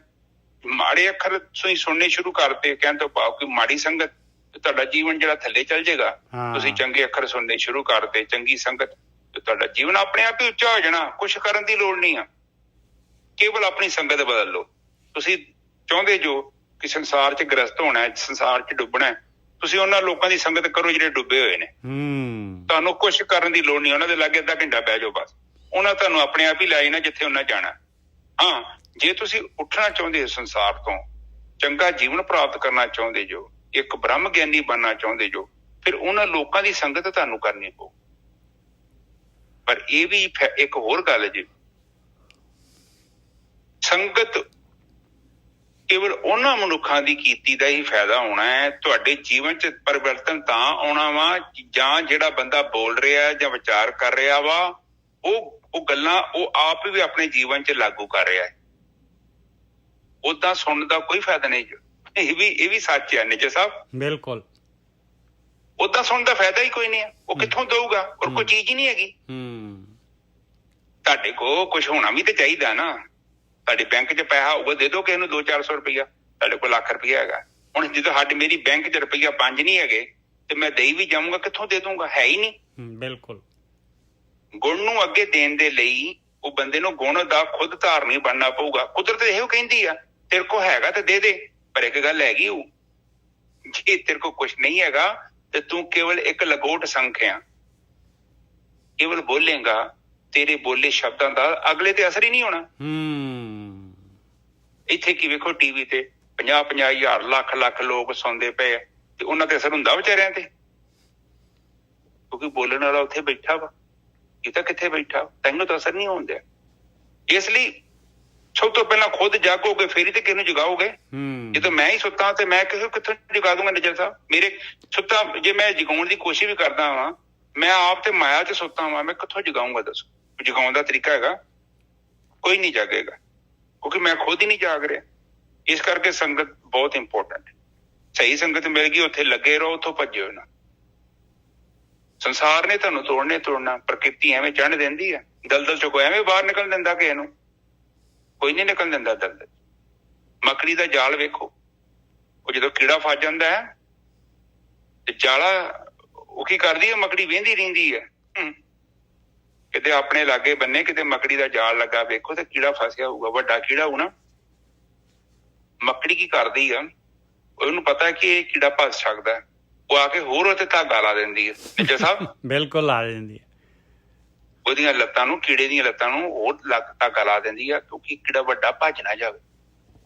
ਜਿੰਨਾ ਜ਼ਿਆਦਾ ਉਹ ਜ਼ੋਰ ਲਾਉਂਦਾ ਓਨਾ ਜ਼ਿਆਦਾ ਜ਼ੋਰ ਮੱਕੜੀ ਲਾਉਂਦੀ ਆ। ਇਸੇ ਤਰ੍ਹਾਂ ਪ੍ਰਕਿਰਤੀ ਆ। ਤੁਸੀਂ ਜਦੋਂ ਵੀ ਹੁਣ ਚੱਕੜ 'ਚ ਪੈਰ ਫਸਾ ਕੇ ਬਾਹਰ ਕੱਢੋ, ਨਿਕਲਦਾ ਪੈਰ ਉੱਥੋਂ ਨਾ? ਚੱਕੜ ਪੂਰਾ ਜ਼ੋਰ ਲਾਉਂਦਾ, ਕਿਉਂਕਿ ਵੈਕਿਊਮ ਬਣ ਜਾਂਦਾ ਉੱਥੋਂ। ਹੁਣ ਜਿੰਨਾ ਕੋਈ ਇਨਸਾਨ ਖੁੱਬਿਆ ਨਾ, ਓਨਾ ਹੀ ਉਹਨੂੰ ਜ਼ੋਰ ਲਾਉਣਾ ਪਊਗਾ। ਹੁਣ ਜੇ ਪੋਲਾ ਜਿਹਾ ਪੈਰ ਰੱਖਿਆ ਉਹ ਤੋਂ ਬੜਾ ਸੌਖਾ ਨਿਕਲ ਜਾਂਦਾ ਹੈ। ਹੁਣ ਜਿੰਨਾ ਆਪਾਂ ਗ੍ਰਸਤ ਹੈਗੇ ਆ ਇਹਨਾਂ ਪੰਜਾਂ ਉਗਣਾ 'ਚ, ਓਨਾ ਹੀ ਸਾਨੂੰ ਜ਼ੋਰ ਲਾਉਣਾ ਪਊ, ਕਿਉਂਕਿ ਉੱਥੋਂ ਨਿਕਲਣਾ ਆਸਾਨ ਨਹੀਂ ਹੈ। ਉੱਥੇ ਚਿਮੜੇ ਪਏ ਨੇ ਆਪਣੇ। ਹਾਂਜੀ ਨਿਜਾ ਸਾਹਿਬ। ਹਾਂਜੀ ਵੀਰ ਜੀ। ਹੁਣ ਇਹਦੇ ਵਾਸਤੇ ਦੇਖੋ, ਧਿਆਨ ਸਿਮਰਨ ਆਪਾਂ ਕਰਦੇ ਹਾਂ। ਧਿਆਨ ਸਿਮਰਨ ਕਰਦੇ ਹਾਂ ਤੇ ਕੀ ਹੁੰਦਾ ਹੈ ਵੀ ਆਪਣਾ ਧਿਆਨ ਸਿਮਰਨ ਦਾ ਮਤਲਬ ਕੀ ਹੈਗਾ? ਧਿਆਨ ਸਿਮਰਨ ਦਾ ਮਤਲਬ ਹੈ ਵੀ ਆਪਣੇ ਵਿਚਾਰ ਜਿਹੜੇ ਹੈਗੇ ਘਟਾਉਣੇ। ਜਦ ਆਪਣੇ ਵਿਚਾਰ ਘਟ ਗਏ ਤੇ ਆਪਾਂ ਨੂੰ ਫਿਰ ਆਪਣੇ ਅੰਦਰ ਝਾਤੀ ਮਾਰਨ ਦਾ ਟਾਈਮ ਮਿਲਦਾ ਹੈ। ਆਪਣੇ ਅੰਦਰ ਜਿਹੜੀ ਹੈਗੀ ਝਾਤੀ ਮਾਰਨ ਦਾ ਟਾਈਮ ਮਿਲਦਾ ਹੈ। ਹੁਣ ਕਬੀਰ ਜੀ ਕਹਿ ਰਹੇ, ਆਪਣੇ ਨਾਮਦੇਵ ਜੀ ਕਹਿ ਰਹੇ ਆ, ਰਤਨ ਕਮਲ ਕੋਠੜੀ। ਕਹਿੰਦੇ ਮੇਰੇ ਅੰਦਰ ਜਿਹੜੀ ਹੈਗੀ ਆ, ਮੇਰੇ ਹਿਰਦੇ ਕਮਲ ਦੇ ਵਿੱਚ ਇੰਨੇ ਕੀਮਤੀ ਰਤਨ ਪਏ ਸੀ, ਪੂਰੀ ਕੋਠੀ ਭਰੀ ਪਈ ਸੀਗੀ। ਮਾਲਕ ਪਰਮਾਤਮਾ ਨੇ ਦੁਨੀਆ ਦੇ ਵਿੱਚ ਇਨਸਾਨ ਨੂੰ ਭੇਜਿਆ ਆ, ਉਹਦੇ ਅੰਦਰ ਇੰਨੇ ਰਤਨ ਕੀਮਤੀ। ਇਹ ਰਤਨ ਕੀ ਹੈਗੇ? ਗੁਣ ਹੈਗੇ। ਗੁਣ, ਔਗੁਣ ਵੀ ਹੈਗੇ, ਕੰਡੇ ਵੀ ਹੈਗੇ ਤੇ ਫੁੱਲ ਵੀ ਹੈਗੇ। ਰਤਨ ਕਮਲ ਕੋਠੜੀ, ਕਹਿੰਦੇ ਪੂਰੀ ਕੋਠੀ ਭਰੀ ਹੋਈ ਸੀ ਗੁਣਾਂ ਦੀ, ਪਰ ਪਤਾ ਹੀ ਨਹੀਂ ਸੀਗਾ। ਇੰਨਾ ਹਨੇਰਾ ਸੀਗਾ, ਵਿਚਾਰਾਂ ਦਾ ਹਨੇਰਾ, ਕਿ ਉਹ ਪਤਾ ਹੀ ਨਹੀਂ ਲੱਗਦਾ ਸੀਗਾ ਵੀ ਇੱਥੇ ਵੀ ਮੇਰੇ ਅੰਦਰ ਜਿਹੜੀ ਹੈ ਗੁਣ ਵੀ ਹੈਗੇ ਆ। ਕਹਿੰਦੇ ਧਿਆਨ ਸਿਮਰਨ ਕੀਤਾ, ਚਮਕਾਰ ਬੀਜਲ ਤਹੀਂ। ਤੇ ਧਿਆਨ ਸਿਮਰਨ ਨੇ ਕੀ ਕਰਤਾ? ਬਿਜਲੀ ਵਾਂਗੂ ਲਿਸ਼ਕਾਰ ਮਾਰ ਦਿੱਤੀ, ਔਰ ਮੈਨੂੰ ਮੇਰੇ ਅੰਦਰ ਗੁਣ ਦਿਸਣ ਲੱਗ ਗਏ, ਮੇਰੇ ਅਵਗੁਣ ਮੈਨੂੰ ਪਤਾ ਲੱਗਣ ਲੱਗ ਗਏ। ਰਤਨ ਕਮਲ ਕੋਠੜੀ ਚਮਕਾਰ ਬੀਜਲ ਤਹੀਂ। ਕਹਿੰਦੇ ਜਦ ਬਿਜਲੀ ਦੀ ਚਮਕ ਪਈ ਤੇ ਗੁਣ ਪਤਾ ਲੱਗ ਗਏ ਮੈਨੂੰ। ਫਿਰ ਕੀ ਹੋਇਆ? ਗੁਣ ਲੈ ਲਏ ਤੇ ਕੀ ਹੋਇਆ? ਨੇਰੇ ਨਾ ਹੀ ਦੂਰ। ਕਹਿੰਦੇ ਨੇਰਾ ਹੈ ਨਾ ਹੀ ਦੂਰ। ਕਹਿੰਦੇ ਉਹ ਮਾਲਕ ਪਰਮਾਤਮਾ ਹੁਣ ਬਿਲਕੁਲ ਨੇੜੇ ਨਜ਼ਰ ਆਉਣ ਲੱਗ ਗਿਆ ਗੁਣਾਂ ਦੇ ਨਾਲ, ਤੇ ਦੂਰ ਨਹੀਂ ਹੈਗਾ ਉਹ ਮਾਲਕ ਪਰਮਾਤਮਾ ਜਿਹੜਾ ਪਹਿਲਾਂ ਜਿਹੜਾ ਦੂਰ ਦਿਸਦਾ ਸੀ। ਨਿਜ ਆਤਮੇ ਰਿਹਾ ਭਰਪੂਰ। ਕਹਿੰਦੇ ਉਹ ਤਾਂ ਮੇਰੀ ਆਤਮਾ ਦੇ ਵਿੱਚ ਭਰਪੂਰ ਹੈਗਾ ਮਾਲਕ ਪਰਮਾਤਮਾ। ਹਾਂਜੀ ਵੀਰ ਜੀ। ਹਾਂਜੀ ਠੀਕ ਹੈ। ਸਾਧ ਸੰਗਤ ਜੀ, ਇਹ ਤੁਹਾਡੀ ਅਵਸਥਾ ਬਾਰੇ ਦੱਸ ਰਹੇ ਨੇ। ਕਹਿੰਦੇ ਰਤਨ ਕਮਲ ਕੋਠੜੀ, ਕਿ ਸਰੀਰ ਨੂੰ ਕਹਿੰਦੇ ਸੀ ਇਹ ਤੇ ਰਤਨਾਂ ਦੀ ਕੋਠੜੀ ਸੀ। ਹਾਂ, ਰਤਨ ਦਾ ਮਤਲਬ ਗੁਣਾਂ ਦੀ ਕਹਿ ਲੋ, ਕਿਸੇ ਵੀ ਚੰਗੀ ਚੀਜ਼ ਦੀ। ਰਤਨ ਚੰਗੀ ਚੀਜ਼, ਮਹਿੰਗੀ ਅਨਮੋਲ ਚੀਜ਼ ਦਾ ਨਾਂ ਲਿਖਿਆ ਜੀ ਇਹ ਰਤਨ। ਕੋਠੜੀ ਦਾ ਮਤਲਬ ਸਰੀਰ ਸੀ। ਫਿਰ ਕਹਿੰਦੇ ਚਮਕਾਰ ਬਿਜਲ ਤਹੀਂ। ਫਿਰ ਕੀ ਹੋਇਆ? ਇਹਦੇ ਅੰਦਰ ਪ੍ਰਕਾਸ਼ ਪੈਦਾ ਹੋ ਗਿਆ। ਹੁਣ ਆਪਾਂ ਬੰਦਗੀ ਕਰਦੇ ਹਾਂ, ਤੁਹਾਡੇ ਅੰਦਰ ਵੇਖੋ ਪ੍ਰਕਾਸ਼ ਪ੍ਰਗਟ ਹੋਇਆ ਨਾ। ਹੋਰ ਪ੍ਰਾਣ ਊਰਜਾ ਜਿਹਨੂੰ ਕਹਿੰਦੇ ਆਪਾਂ, ਪ੍ਰਾਣੀ ਤੇ ਜੀਵਨ ਚੁੱਕਦੇ ਆ। ਹੁਣ ਰੌਕਟ ਐਵੇਂ ਥੋੜੀ ਚੜ ਜਾਂਦਾ ਚੰਦਰਮਾ ਤੇ, ਉਹਨੂੰ ਸ਼ਕਤੀ ਚਾਹੀਦੀ ਆ। ਬਿਲਕੁਲ, ਕਿਉਂਕਿ ਪ੍ਰਕਿਰਤੀ ਦੇਖੋ, ਪ੍ਰਕਿਰਤੀ ਦਾ ਜਿਹੜਾ ਫਾਰਮੂਲਾ, ਜਿੱਥੇ ਪ੍ਰਕਿਰਤੀ ਨੇ ਕੰਮ ਕਰਨਾ ਨਾ, ਪ੍ਰਕਿਰਤੀ ਇੱਕ ਤਰਫ ਸਾਨੂੰ ਬੰਧਨ ਚ ਰੱਖਦੀ ਆ। ਇਹ ਚਾਹੁੰਦੀ ਆ ਕਿ ਜੀਵ ਇੱਥੇ ਰਵੇ, ਕਿਉਂਕਿ ਇਸ ਤੋਂ ਬਿਨਾਂ ਪ੍ਰਕਿਰਤੀ ਚੱਲ ਨਹੀਂ ਸਕਦੀ, ਕਿਉਂਕਿ ਉਹਨੇ ਕਾਨੂੰਨ ਬਣਾਏ ਨੇ। ਹੁਣ ਗੇਮ ਦੇ ਵਿੱਚ ਅਨੁਸ਼ਾਸਨ ਹੀ ਨਾ ਹੋਵੇ ਤੇ ਉਹ ਕਦੀ ਗੇਮ। ਉਹ ਕਹਿੰਦੇ ਬਈ ਆ ਲੈਣ ਤੋਂ ਬਾਹਰ ਗਿਆ ਤੂੰ ਫਾਉਲ। ਜੇ ਤੂੰ ਜ਼ਿਆਦਾ ਫਾਉਲ ਹੋਵੇਗਾ ਤੇ ਤੂੰ ਸਾਈਡ ਤੇ ਕਰਕੇ ਬਾਹ ਦਿੰਦੇ, ਵੇਖਿਆ ਨਾ ਜਦੋਂ ਉਹ ਕਹਿੰਦੇ ਆ ਵੀ ਇਹਨੇ ਜ਼ਿਆਦਾ ਫਾਉਲ ਕੀਤੇ ਆ ਵੀ ਇਹਨੂੰ ਬਾਹਰ ਆਊਟ ਕਰ ਦੋ, ਦੂਜਾ ਪਲੇਅਰ ਲਿਆਓ। ਇਸੇ ਹੀ ਤਰ੍ਹਾਂ ਹੁਣ ਰਤਨ ਕਹਿੰਦੇ ਕੋਠੜੀ ਆ, ਤੁਹਾਡਾ ਸਰੀਰ ਕਹਿੰਦੇ ਰਤਨ ਆ, ਉਹਦੇ ਅੰਦਰ ਰਤਨ ਸਰੀਰ ਰੂਪੀ ਕੋਠੜੀ ਦੇ ਅੰਦਰ ਰਤਨ ਹੈਗੇ। ਚਮਕਾਰ ਬਿਜਲ ਤਹੀਂ, ਉਹ ਫਿਰ ਬਿਜਲੀ ਵਾਂਗੂ ਪ੍ਰਗਟ ਹੁੰਦੀ ਹੈ। ਹਨੇਰਾ ਨਾ ਹੀ ਦੂਰ। ਇਹ ਠੀਕ ਹੈ ਨਾ ਜੱਸਾ? ਹਾਂਜੀ ਬਿਲਕੁਲ। ਕਹਿੰਦੇ ਜਦ ਕਹਿੰਦੇ ਧਿਆਨ ਸਿਮਰਨ ਕਰਦੇ ਆ ਆਪਣਾ ਮਨ ਕੇਂਦਰਿਤ ਹੋ ਜਾਂਦਾ ਹੈ ਤੇ ਉਹ ਬਿਜਲੀ ਚਮਕ ਜਾਂਦੀ। ਬਿਜਲੀ ਮਤਲਬ ਚਮਕਣ ਦਾ ਕੀ ਮਤਲਬ ਆ ਬਈ ਮਨ ਜਿਹੜਾ ਵਿਚਾਰਾਂ ਦੇ ਵਿੱਚ ਜਿਹੜਾ ਸੀਗਾ ਹਨੇਰੇ ਦੇ ਵਿੱਚ ਹੀ ਸੀ, ਵਿਚਾਰਾਂ ਦੇ ਹਨੇਰੇ ਦੇ ਵਿੱਚ, ਤੇ ਉੱਥੇ ਜਿਹੜਾ ਹੈਗਾ ਹੁਣ ਜਿਹੜਾ ਹੈਗਾ ਵਿਚਾਰ ਖਤਮ ਹੋਏ ਤੇ ਮਨ ਨੂੰ ਰਤਨ ਨਜ਼ਰ ਆਉਣੇ ਸ਼ੁਰੂ ਹੋ ਜਾਂਦੇ ਆ, ਉਜਾਲਾ ਹੋ ਜਾਂਦਾ ਹੈ। ਫਿਰ ਉਹ ਰਤਨਾਂ ਦੇ ਵਿੱਚ ਜਿਹੜਾ ਹੈਗਾ ਹਨੇਰਾ ਨਾ ਹੀ ਦੂਰ, ਫਿਰ ਇਹ ਪਤਾ ਲੱਗਦਾ ਵੀ ਮਾਲਕ ਤਾਂ ਬਿਲਕੁਲ ਮੇਰੇ ਅੰਦਰ ਹੀ ਹੈਗਾ। ਨਿਜ ਆਤਮੇ ਰਿਹਾ ਭਰਪੂਰ, ਮੇਰੀ ਆਤਮਾ ਦੇ ਵਿੱਚ ਜਿਹੜਾ ਹੈਗਾ ਭਰਪੂਰ ਹੈਗਾ ਉਹ ਮਾਲਕ ਪਰਮਾਤਮਾ। ਆਤਮਾ ਹੀ ਤਾਂ ਪਰਮਾਤਮਾ ਹੈਗੀ। ਹਾਂਜੀ ਵੀਰ ਜੀ। ਹਾਂਜੀ ਠੀਕ ਹੈ ਜੀ। ਕਹਿੰਦੇ ਫਿਰ ਜਦੋਂ ਹੁਣ ਚਮਕ ਬਿਜਲੀ ਤਾਈ ਜਦੋਂ ਬਿਜਲੀ ਪ੍ਰਗਟ ਹੋ ਗਈ, ਕਹਿਣ ਤੋਂ ਭਾਵ ਜਦੋਂ ਨਾਮ ਪ੍ਰਗਟ ਹੋ ਗਿਆ, ਨੌ ਨਿਧ ਅੰਮ੍ਰਿਤ ਪ੍ਰਭ ਕਾ ਨਾਮ ਦੇਹੀ ਮੈਂ ਇਸਕਾ ਵਿਸ਼ਰਾਮ। ਇਹ ਨਾਮ ਜਦੋਂ ਪ੍ਰਗਟ ਹੁੰਦਾ ਫਿਰ ਕੀ ਕਰਦਾ ਹੈ? ਉਹ ਚਮਕਾਰੇ ਕਰਦਾ ਹੈ। ਈੜਾ ਤੇ ਪਿੰਗਲਾ ਉਹ ਜਗਦੀਆਂ, ਤੇ ਫਿਰ ਜਦੋਂ ਇਕੱਠੀਆਂ ਜਗਦੀਆਂ ਤੇ ਫਿਰ ਸੁਖਮਣਾ ਪ੍ਰਗਟ ਹੋ ਜਾਂਦੀ। ਸੁਖਮਣਾ ਜਿਹੜੀ ਆ ਸਾਨੂੰ ਸਹਿ ਸਮਾਧੀ 'ਚ ਲੈ ਕੇ ਜਾਂਦੀ ਹੈ। ਨੇੜੇ ਨਾ ਹੀ ਦੂਰ, ਬਹੁਤ ਨੇੜੇ ਹੈ, ਬਹੁਤ ਪਰਮਾਤਮਾ ਨੇੜੇ ਆ, ਆਤਮਾ ਬਹੁਤ ਨੇੜੇ ਹੈ। ਦੇਖੋ ਆਤਮਾ ਗਿਆਨ ਸਰੂਪ ਹੈ ਤੇ ਜੀਵ ਨੂੰ ਗਿਆਨ ਮਿਲਣਾ ਹੈ। ਇੱਕ ਸੈਕਿੰਡ। ਆਤਮਾ ਗਿਆਨ ਸਰੂਪ ਹੈ ਤੇ ਜੀਵ ਨੇ ਗਿਆਨ ਪ੍ਰਾਪਤ ਕਰਨਾ ਹੈ। ਠੀਕ ਹੈ। ਜਿਹੜਾ ਗਿਆਨ ਹੈ ਆਤਮਾ 'ਚ ਆਉਣਾ ਹੈ, ਔਰ ਆਤਮਾ ਦਾ ਮਤਲਬ ਜਦੋਂ ਜੋਤੀ ਜੋਤ ਸਮਾ ਜਾਂਦੀ ਹੈ ਉਸ ਤੋਂ ਬਾਅਦ ਹੀ ਸਾਨੂੰ ਆਤਮਾ ਦਾ ਪਤਾ ਲੱਗਦਾ। ਉਦਾਂ ਬੰਦੇ ਨੂੰ ਨਹੀਂ ਪਤਾ ਲੱਗੇਗਾ ਕਿ ਆਤਮਾ ਕੀ ਹੈ। ਸੇਬ ਖਾਣ ਤੋਂ ਬਾਅਦ ਪਤਾ ਲੱਗਦਾ ਕਿ ਸੇਬ ਕੀ ਆ। ਕੇਵਲ ਸੇਬ ਦੇ ਬਾਰੇ ਗੱਲਾਂ ਜਾਂ ਕਿਤਾਬਾਂ ਪੜ੍ਹਨ ਦੇ ਨਾਲ ਕੁਛ ਵੀ ਨਹੀਂ ਪਤਾ ਲੱਗਦਾ। ਸਾਰੀ ਜ਼ਿੰਦਗੀ ਪੜ੍ਹ ਕੇ ਕੋਈ ਦੇਖ ਲੇ, ਕੁਛ ਨਹੀਂ ਲੱਭੇਗਾ। ਇਸ ਕਰਕੇ ਬਾਣੀ 'ਚ ਕਿਹਾ ਪੜ੍ਹੇ ਲਿਖੇ ਕਿਆ ਹੋਏ। ਪੜ੍ਹਨ ਲਿਖਣ ਦੇ ਨਾਲ ਕਿਹਨੂੰ ਕੀ ਮਿਲੇਗਾ? ਪੜ੍ਹੀ ਜਾ ਸੇਬ ਦੇ ਬਾਰੇ, ਕੋਈ ਹੈ ਗੱਲਬਾਤ? ਪਤਾ ਲੱਗਣਾ ਉਦਣ ਹੀ ਹੈ ਜਿੱਦਣ ਸੇਬ ਦਾ ਪੀਸ ਤੋੜ ਕੇ ਮੂੰਹ 'ਚ ਪਾ ਲਿਆ, ਤੈਨੂੰ ਸਾਰੇ ਸਵਾਲਾਂ ਦਾ ਜਵਾਬ ਮਿਲ ਜਾਏਗਾ। ਇਸੇ ਲਈ ਆਤਮਾ ਦਾ ਗਿਆਨ ਜਿਹੜਾ ਹੈ ਉਹ ਸਭ ਤੋਂ ਉੱਤਮ ਹੈ ਔਰ ਜੀਵ ਨੇ ਪ੍ਰਾਪਤ ਕਰਨਾ ਹੈ। ਹੁਣ ਕਹਿੰਦੇ ਕਿ ਜਦੋਂ ਪ੍ਰਾਣ ਊਰਜਾ ਪ੍ਰਗਟ ਹੋ ਗਈ, ਬਿਜਲੀ ਵਾਂਗੂ ਤੁਹਾਡੇ ਅੰਦਰ ਵੇਖੋ ਚਮਕਾਰੇ ਬੜੇ ਲੱਖਾਂ ਹੀ ਕਰੋੜਾਂ, ਉਹ ਕਹਿੰਦੇ ਨਾ ਕਰੋੜ ਸੂਰਜ ਕਰੋੜ ਚੰਦਰਮਾ, ਬਾਣੀ 'ਚ ਲਿਖਿਆ ਹੈ ਕਿਤੇ? ਆਉਂਦਾ ਹੈ ਜੀ ਬਿਲਕੁਲ। ਹੁਣ ਅੱਗੇ ਵੀ ਆਏਗਾ, ਇਸ ਤੋਂ ਅਗਲੇ ਉਹਦੇ ਵਿੱਚ ਹੀ ਆਏਗਾ, ਨਾਮਦੇਵ ਜੀ ਦੱਸਣਗੇ ਆਪਾਂ ਨੂੰ। ਹਾਂ, ਕਰੋੜਾਂ ਸੂਰਜ ਕਰੋੜਾਂ ਹੀ ਚੰਦਰਮਾ ਤੁਹਾਡੇ ਅੰਦਰ, ਉਹ ਕਣ ਨੇ। ਆਪ ਜਸਟ ਸੋਚੋ, ਉਹਦਾ ਇੱਕ ਇੱਕ ਕਣ ਆ ਉਹ ਬੱਚਾ ਪੈਦਾ ਕਰ ਸਕਦਾ। ਉਹ ਵੇਖੋ ਕਿੱਦਾਂ એનર્ਜੀ ਉੱਪਰੋਂ ਜਾਂਦੀ, ਉਹ ਬਲਾਸਟ ਹੋ ਕੇ ਉੱਪਰ ਨੂੰ ਜਾਂਦੀ, ਕਿੱਦਾਂ ਪੁਰਸ਼ ਤੇ ਪ੍ਰਕਿਰਤੀ ਦਾ ਮਿਲਣ ਹੁੰਦਾ। ਇਹ ਸ਼ਿਵ ਤੇ ਸ਼ਕਤੀ ਦਾ ਮਿਲਣ, ਇਹ ਇੱਕ ਬਹੁਤ ਆਨੰਦਮਈ ਅਵਸਥਾ ਹੈ। ਫਿਰ ਕਹਿੰਦੇ ਨੇੜੇ, ਫਿਰ ਜਦੋਂ ਮਿਲਣ ਹੋ ਜਾਂਦਾ ਹੈ ਤੇ ਫਿਰ ਪਤਾ ਲੱਗਦਾ ਹੈ ਕਿ ਉਹ ਮੇਰੇ ਤੋਂ ਦੂਰ ਨਹੀਂ ਹੈਗਾ, ਮੇਰੇ ਬਹੁਤ ਕਰੀਬ ਹੈ। ਇੰਨਾ ਕਰੀਬ ਆ ਕਿ ਮੇਰਾ ਤੇ ਉਹਦੇ ਵਿੱਚ ਕੋਈ ਗੈਪ ਨਹੀਂ ਹੈਗਾ, ਇੰਨਾ ਕਰੀਬ। ਉਨੀ ਅਸੀਂ ਆਪਣੇ ਕਰੀਬ ਨਹੀਂ ਆ ਜਿੰਨਾ ਪ੍ਰਮਾਤਮਾ ਸਾਡੇ ਕਰੀਬ ਹੈ। ਆਪ ਇਹ ਸੋਚ ਸਕਦੇ ਜੋ ਜੇ ਅਨੰਦ ਸੂਰ ਉਜਾਰਾ। ਹਾਂ, ਹੁਣ ਦੇਖ ਲਓ ਕਹਿੰਦੇ ਅਨਹਦ, ਕਹਿੰਦੇ ਆ ਉਹਦੀਆਂ ਹੱਦਾਂ ਹੀ ਨਹੀਂ ਹੈਗੀਆਂ। ਐਸਾ ਸੂਰਜ, ਐਸੇ ਸੂਰਜਾਂ ਦਾ, ਕਰੋੜਾਂ ਸੂਰਜਾਂ ਦਾ ਪ੍ਰਕਾਸ਼ ਜਿਹੜਾ ਹੈਗਾ ਮੁਕਾਬਲਾ ਨਹੀਂ ਕਰ ਸਕਦਾ ਉਸ ਜਗ੍ਹਾ ਦਾ। ਉਸ ਜਗ੍ਹਾ ਤਹਿ ਦੀਪਕ ਜਲੇ ਛੰਛਾਰਾ। ਕਹਿੰਦੇ ਪਹਿਲਾਂ ਉੱਥੇ ਕੀ ਸੀਗਾ? ਬਿਲਕੁਲ ਟਿਮਟਿਮਾਉਂਦਾ ਜਿਹੜਾ ਹੈਗਾ ਦੀਵਾ ਜਿਹਾ, ਮਾੜਾ ਛੰਛਾਰਾ, ਮਤਲਬ ਬਿਲਕੁਲ ਜਿਹੜਾ ਹੈਗਾ ਰੋਸ਼ਨੀ ਵੀ ਨਹੀਂ ਪਤਾ ਲੱਗਦੀ ਸੀਗੀ। ਕਿੱਥੇ ਆਪਾਂ ਜਿਹੜੀ ਹੈਗੀ ਆਪਣੀ ਆਤਮਾ ਬੋਲਦੀ ਹੈ ਤੇ ਆਪਾਂ ਨੂੰ ਪਤਾ ਲੱਗਦਾ ਹੈ। ਆਤਮਾ ਕਹਿੰਦੀ ਹੈ ਨਾ ਚੋਰੀ ਨਾ ਕਰ, ਆਹ ਠੱਗੀ ਨਾ ਕਰ। ਮੰਨਦੇ ਹਾਂ ਆਪਾਂ ਕਿ ਦੀਵਾ ਮਾੜਾ ਜਿਹਾ, ਦੀਵਾ ਉਹਦੀ ਲਾਈਟ 'ਚ ਤਾਂ ਕੁਛ ਵੀ ਨਹੀਂ ਹੋ ਰਿਹਾ ਸੀ। ਕਹਿੰਦੇ ਹੁਣ ਉੱਥੇ ਜਿਹੜਾ ਹੈਗਾ ਕਰੋੜਾਂ ਦੀਪ ਸੂਰਜਾਂ ਦਾ ਪ੍ਰਕਾਸ਼ ਹੋ ਗਿਆ। ਤੇ ਅਨਹਦ ਸੂਰ ਉਜਿਆਰਾ, ਜਹ ਅਨਹਦ ਸੂਰ ਉਜਿਆਰਾ ਤਹ ਦੀਪਕ ਜਲੇ ਛੰਛਾਰਾ। ਕਹਿੰਦੇ ਉੱਤੇ ਪਹਿਲਾਂ ਦੀਪਕ ਜਿਹੜਾ ਮਾੜਾ ਟਿਮਟਿਮ ਆਉਂਦਾ ਸੀਗਾ, ਆਤਮਾ ਦੀ ਬਿਲਕੁਲ ਇੰਨੀ ਕੀ ਆਵਾਜ਼, ਇੰਨਾ ਕੀ ਆਤਮਾ ਦਾ ਰੋਲ ਸੀਗਾ ਉੱਥੇ। ਹੁਣ ਉਸ ਜਗ੍ਹਾ ਤੇ ਆਤਮਾ ਜਿਹੜੀ ਹੈ ਪੂਰੀ ਦੀ ਪੂਰੀ, ਉਹ ਤਾਂ ਇੰਨੇ ਕਰੋੜਾਂ ਸੂਰਜਾਂ ਜਿੰਨਾ ਪ੍ਰਕਾਸ਼ ਹੋ ਗਿਆ ਆਤਮਾ ਦਾ, ਪੂਰਾ ਆਤਮਾ ਹੀ ਆਤਮਾ ਹੈਗੀ ਹੁਣ। ਹਾਂਜੀ ਵੀਰ ਜੀ। ਹਾਂਜੀ ਠੀਕ ਹੈ ਜੀ। ਹੁਣ ਉਹ ਕਹਿ ਰਹੇ ਨੇ ਕਿ ਜਦੋਂ ਸੂਰਜ ਪ੍ਰਗਟ ਹੋ ਗਏ, ਜਿਹੜੇ ਸੂਰਜ ਜਿਹੜਾ ਅੰਦਰ, ਕਹਿਣ ਤੋਂ ਭਾਵ ਪ੍ਰਾਣ ਤੁਹਾਡੇ ਪ੍ਰਗਟ ਹੋਏ, ਤੇ ਫਿਰ ਉਹ ਕੀ ਹੋਇਆ ਕਿ ਪਹਿਲਾਂ ਤੇ ਏਦਾਂ ਹੀ ਬਹੁਤ ਹਲਕਾ ਜਿਹਾ ਮੱਧਮ ਸੀ ਚੇਤਨਾ, ਜਿਆਦੀ ਚੇਤਨਾ ਨਹੀਂ ਬੰਦੇ ਦੇ ਅੰਦਰ ਹੁੰਦੀ। ਉਹ ਚੇਤਨਾ ਤੇ ਬੰਦਾ ਖੁਦ ਬੁਝਾ ਦਿੰਦਾ ਹੈ। ਉਹ ਲਾਲਟਨ ਦੇ ਵਾਂਗੂ ਨਾ ਤੁਸੀਂ ਆਪਣੀ ਆਵਾਜ਼ ਨੂੰ ਆਪ ਹੀ ਬੁਝਾ ਦਿੱਤਾ ਹੈ, ਕੋਈ ਸੁਣਦੇ ਹੀ ਨਹੀਂ ਆਪਾਂ ਨੂੰ। ਹੁਣ ਇੱਕ ਬੰਦਾ ਰੋਜ਼ ਜਿਹੜੀ ਤੈਨੂੰ ਕਵੇ, ਹੁਣ ਛੋਟਾ ਬੱਚਾ ਵੇਖੋ ਕਿੱਦਾਂ ਮਾਂ ਨੂੰ ਪੁੱਛਦਾ ਫਿਰਦਾ, ਮੰਮੀ ਰੋਟੀ ਕਿੱਥੇ ਮੇਰੀ, ਮੰਮੀ ਮੇਰੇ ਕੱਪੜੇ ਕਿੱਥੇ, ਮੰਮੀ ਮੈਨੂੰ ਬਰਸ਼ ਕਰਾ ਦੇ, ਮੰਮੀ ਮੇਰਾ ਜੂੜਾ ਬੰਦੇ, ਮੰਮੀ ਮੇਰੇ ਬੂਟ ਲਿਆ ਦੇ। ਕਾਫੀ ਸਾਲ ਤੱਕ ਇਹ ਕੰਮ ਚੱਲਦਾ ਹੈ, ਫਿਰ ਥੋੜਾ ਵੱਡਾ ਹੋ ਜਾਂਦਾ ਹੈ, ਉਹਨੂੰ ਪਤਾ ਲੱਗ ਜਾਂਦਾ ਕਿ ਮੈਂ ਆਪਣੇ ਕੰਮ ਖੁਦ ਕਰਾਂ। ਚਲੋ ਕਰਨਾ ਮਾੜੀ ਚੀਜ਼ ਨਹੀਂ ਆ। 18 19 16 20 ਸਾਲ ਦਾ ਹੋ ਜਾਂਦਾ ਹੈ। ਫਿਰ ਮਾਂ ਉਹਦੀ ਕਹਿੰਦੀ ਪੁੱਤ ਏਦਾਂ ਨਾ ਕਰ। ਮੰਮੀ ਤੈਨੂੰ ਕੁਛ ਨਹੀਂ ਪਤਾ।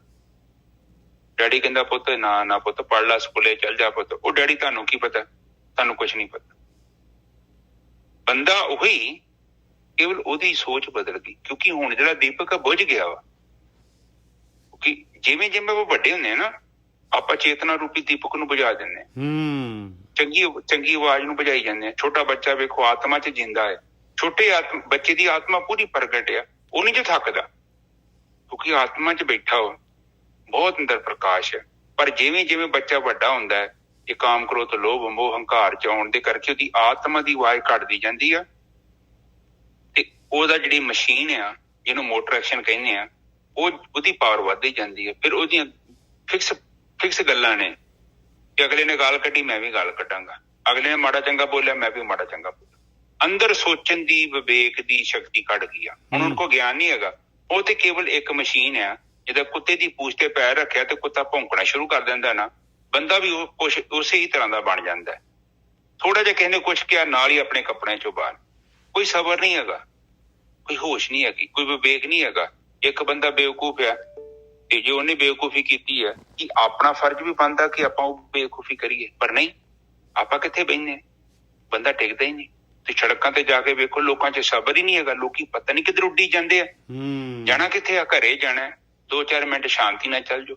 ਪਰ ਬੰਦਾ ਤੇ ਮੈਂ ਮਹਿਸੂਸ ਕਰਦਾ ਬੰਦੇ ਚ ਥੋੜਾ ਵੀ ਪੇਸ਼ੈਂਸ ਨਹੀਂ ਹੈਗਾ।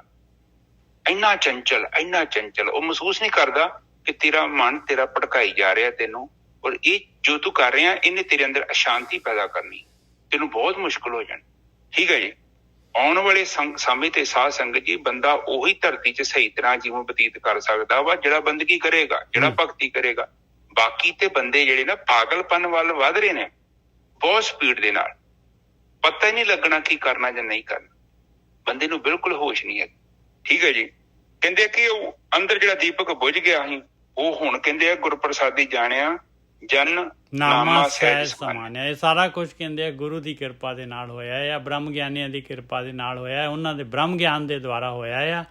ਔਰ ਮੇਰੇ ਉੱਤੇ ਮੈਂ ਜਿਹੜਾ ਸਹਿਜ ਅਵਸਥਾ ਦੇ ਵਿੱਚ ਸਮਾ ਗਿਆ ਆ। ਹੁਣ ਮੇਰੇ ਵਿਚਾਰ ਬੰਦ ਹੋ ਗਏ, ਹੁਣ ਮੇਰੇ ਅੰਦਰ ਸ਼ਾਂਤੀ ਹੈ। ਹਾਂਜੀ ਵੀਰ ਜੀ। ਬਸ ਠੀਕ ਹੈ ਜੀ। ਹੁਣ ਕਹਿੰਦੇ ਮੈਂ ਜਿਹੜਾ ਕਾਰਜ ਕਰਨਾ ਸੀ ਉਹ ਮੈਂ ਕਾਰਜ ਪੂਰਾ ਕਰ ਲਿਆ। ਤੇ ਉਹ ਸੰਗਤ ਮਿਲ ਗਈ ਜਿਨ੍ਹਾਂ ਮੈਨੂੰ ਭੇਦ ਦੱਸਿਆ, ਨਾਮ ਪ੍ਰਗਟ ਕਰਾਤਾ ਮੇਰਾ, ਮੇਰੀ ਮਦਦ ਕਰਦੀ ਹੈ।